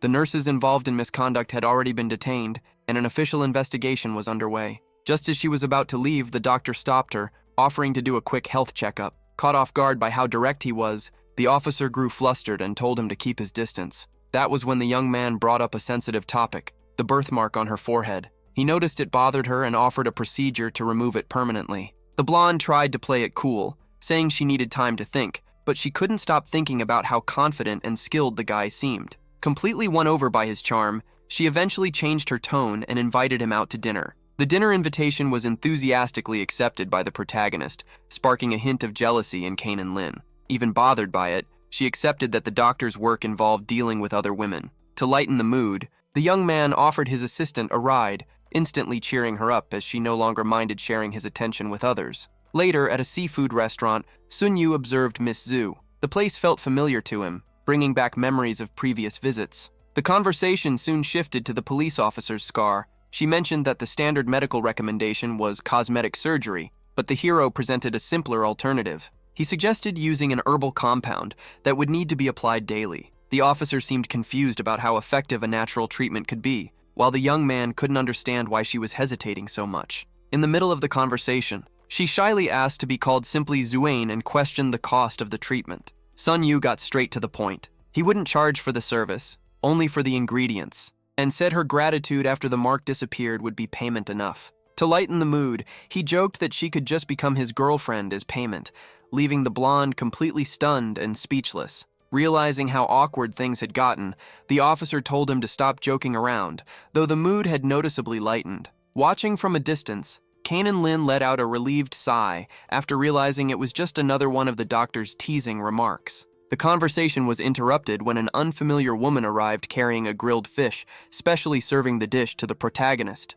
She claimed she had been saving that fish for an old acquaintance, but Sun Yu looked completely confused. He pointed out that he had only been in town for a few months, and that there was no way they could possibly have a long history together. In a sarcastic tone, the woman criticized the doctor's terrible memory, reminding him that he had used her back when they were teenagers. While the hero searched his memory for a familiar face, the stranger stormed off, annoyed that he didn't recognize her. To her, Sun Yu was still the same idiot as always. To him, the whole thing felt like some kind of prank, especially since it was hard to recognize someone who used to hide behind oversized glasses. Curious, Kane and Lin asked if the owner of the restaurant chain was one of his patients, but the answer was no. She noticed how awkward the guy seemed around attractive women. Meanwhile, Officer Zuane quietly made a drastic decision. Once the mark disappeared, she would pay the doctor $1,000 and block him forever, wanting nothing to do with his shameless attitude. When it was time to leave, Zuane made it clear that she would pay for the treatment once she saw results. Sun Yu was confused by her sudden coldness, unable to understand what he had done wrong. He told Kanan he needed to head back to school, feeling like the day's mood had taken a turn. From the restaurant window, the mysterious woman watched the hero walk away, torn between revealing her identity or staying hidden, bitter over an infertility issue that made her believe no man would ever accept her. The protagonist received praise for his ability to cure almost anything, but he stayed grounded, admitting that cancer was still a barrier better handled by other specialists. He shared that his grandfather had successfully cured 3 cases of the disease during his lifetime, leaving Kanan Lin stunned. She immediately pointed out that if such a method were revealed, it would spark a global medical revolution. The doctor explained, however, that his grandfather's research had been left unfinished and that his mission was to complete that legacy. The conversation shifted when news broke that Chen Kong had been released. The statement accepted by the police claimed everything had simply been a fight between young people, with no real intent to kill. Regretful, the young man had allegedly called to apologize and seek reconciliation. Although the doctor believed in giving second chances, the young woman revealed she had rejected him. In a bitter tone, she explained that her ex-boyfriend was far too selfish for a fresh start. The problem was that after hearing no, Chen Kong began stalking her every day, watching her every move with unsettling intensity. The hero advised her that running away wouldn't solve anything, and that confronting the guy would be the best way to put an end to the situation. The moment he finished speaking, the stalker himself emerged from the shadows, staring at them. Chen Kong stepped out of the shadows, glaring at Kanan Lin with a mix of obsession and resentment, unable to accept the breakup. Seeing the doctor beside her, the same guy who had nearly sent him to jail, sent him into a rage. Kanan didn't back down and made herself clear. She owed her life to Sun Yu and was free to date whoever she wanted. The stalker tried one last, desperate move, claiming she would never find someone like him. The doctor stepped in, cutting off the nonsense and pointing out that no sane person would willingly stay with someone like him. To end the argument, Kanan declared that Sun Yu was her boyfriend. The villain laughed it off, assuming it was a bluff, but was silenced when the doctor kissed her. The moment felt so natural that the aggressor stood there in shock, bitterly realizing she had never been that affectionate with him. Proudly, the young woman pulled away from the kiss and suggested they leave. Humiliated and furious, Chen Kong lashed out physically,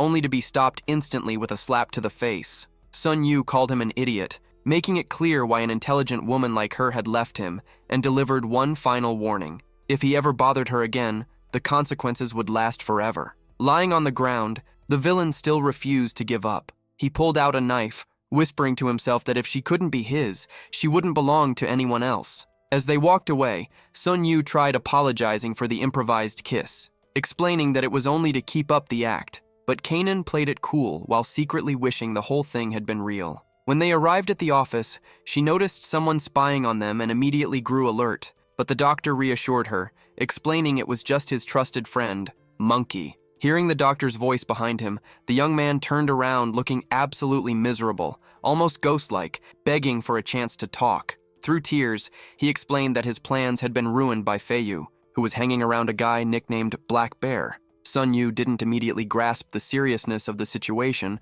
but Monkey, looking completely fed up, suggested he draw his own conclusions after hearing what came next. Meanwhile, elsewhere, Feiyu was anxiously waiting for the doctor to arrive. Her companion asked how she had been feeling, aware that the doctor was trying to find a good match for her, even though the brunette disapproved of all her current suitors. Politely, Feiyu reassured her that her health was perfectly fine, but mentioned that the guy by her side would need to train hard if he wanted to surpass Wamping Juna's strength. The waiting finally came to an end when Sun Yu appeared at the door, announcing that the day's business had been taken care of. The young woman thanked him for the attention and reminded him that he also needed to take care of himself. Soon after, Monkey invited Bear out to lunch, grumbling only about how the guy somehow ate a ridiculous amount and still managed to stay in great shape. The girls took the opportunity to catch up. Kanan Lin mentioned her recent lunch with the doctor, which immediately caught Feiyu's attention since the doctor had seemed busy all morning. Noticing the blonde's interest in studying traditional Chinese medicine, Feiyu realized the two of them seemed to be on the same wavelength about the topic. Later, at a cafe, Monkey gave Bear a harsh reality check. If the interruption at the office hadn't happened, the chemistry between the doctor and the girl probably would have gone somewhere. He made it clear that she was completely into the doctor, and that Bear didn't stand a chance in that competition. The conversation between the two friends continued, as Monkey dropped another brutal truth. Everyone was ignoring what the blonde actually felt. He advised Bear to keep his own feelings hidden, warning that if he confessed now, everything would turn into an unbearable soap opera. Bear found it strange hearing so much wisdom from someone who had never been in a serious relationship, but Monkey fired back, saying that even without commitment, he understood the game of attraction just fine. Meanwhile, back at the clinic, the blonde searched through shelves looking for technical books, frustrated that she couldn't find what she needed. Sun Yu tried to help, suggesting she use his phone to watch free educational videos he had saved. He started scrolling through his files with complete seriousness until he accidentally opened a folder and froze at a compromising video of a familiar woman showing off her body, something that had supposedly been sent for medical evaluation. Completely embarrassed, he immediately closed it, awkwardly claiming he had opened the wrong file. Things got worse when the phone buzzed. Feiyu picked it up to check who it was and mentioned that Black Bear had sent a message. The moment she read it, her expression completely changed. Silently, a tear rolled down her cheek before she rushed out, saying she had urgent matters to deal with. The hero was left completely confused after reading the message himself, which was filled with desperate declarations of love. It was painfully obvious that his friend had written something incredibly stupid at the worst possible moment. Later, the doctor assured Dinan that he would personally handle the daily visits to her father, doing everything possible to avoid dragging the rest of the family into the situation. Once they entered the room, Xiao Yun introduced the hero to her father, praising the young man's unbelievable skills. Even after promises that they would pay any amount for the treatment, the doctor simply listened, focused only on what actually mattered, the patient's recovery. The doctor made it clear that because of his connection to Miss Tom Freeney, he wouldn't accept a single penny for the treatment. He promised to stay fully committed to the patient's fast recovery, reflecting that charging someone in such a situation would be morally unforgivable. Meanwhile, Xiaoyun noticed how stuffy the room felt and suggested moving him somewhere with better airflow. Her mother, however, had something completely different on her mind. She watched the young man closely, already imagining him as the perfect son-in-law. Even dressed professionally and trying to stay focused, the hero could feel the tension building. The young woman, acting flirtatiously, began wiping the sweat from his face while he worked. Her closeness and beauty visibly threw him off, but he took a deep breath and announced that preparations for the main procedure were complete. The technique was highly complex. He would use silver needles to channel energy and dissolve blood clots in the brain. During the process, something completely new happened. The doctor felt a strange vibration coming from the patient, unlike anything he had ever experienced before. That connection allowed him to track the blood flow in real time, ensuring the blockages in the brain were removed with surgical precision. Concerned about how hard he was pushing himself, Xiaoyun pointed out that an hour had already passed and suggested he take a break. But the hero, fully locked in and nearly finished, firmly ordered everyone not to interrupt him. Sensing her discomfort, the doctor suggested she go take a shower to cool off while he finished the procedure. Embarrassed, she apologized, admitting that in her concern for helping him, she hadn't even noticed how exhausted she had become. Under the shower, Xiaoyun reflected on Sun Yu's behavior. She knew he had refused any payment, but seeing how hard he was working made her feel it wasn't right to let him leave empty-handed. When she stepped out of the bathroom, though, her thoughts were interrupted by her mother, who cornered her with overwhelming excitement, clearly ready to discuss one very specific topic. The shock hit immediately. The young woman was horrified to realize her mother was already planning a romance between her and the doctor. Xiaoyun tried to shut the idea down, insisting that her father's recovery should be the only focus and that romantic distractions were completely out of the question. Her mother refused to let it go, arguing that the young man was a rare catch and that her daughter was more than old enough to start getting her personal life together. Exhausted by the pressure, Xiaoyun ended the conversation and walked away. But the family matriarch wasn't giving up. Determined not to let such a good man slip away, she began calling relatives to rally support for bringing the two together. While the young woman hid away in her room, she overheard her mother calling for Yu-chan to ask for advice on the plan. At the same time, in another house, a young man questioned his own mother about the recent call from his aunt, realizing the family gossip network was already in full motion.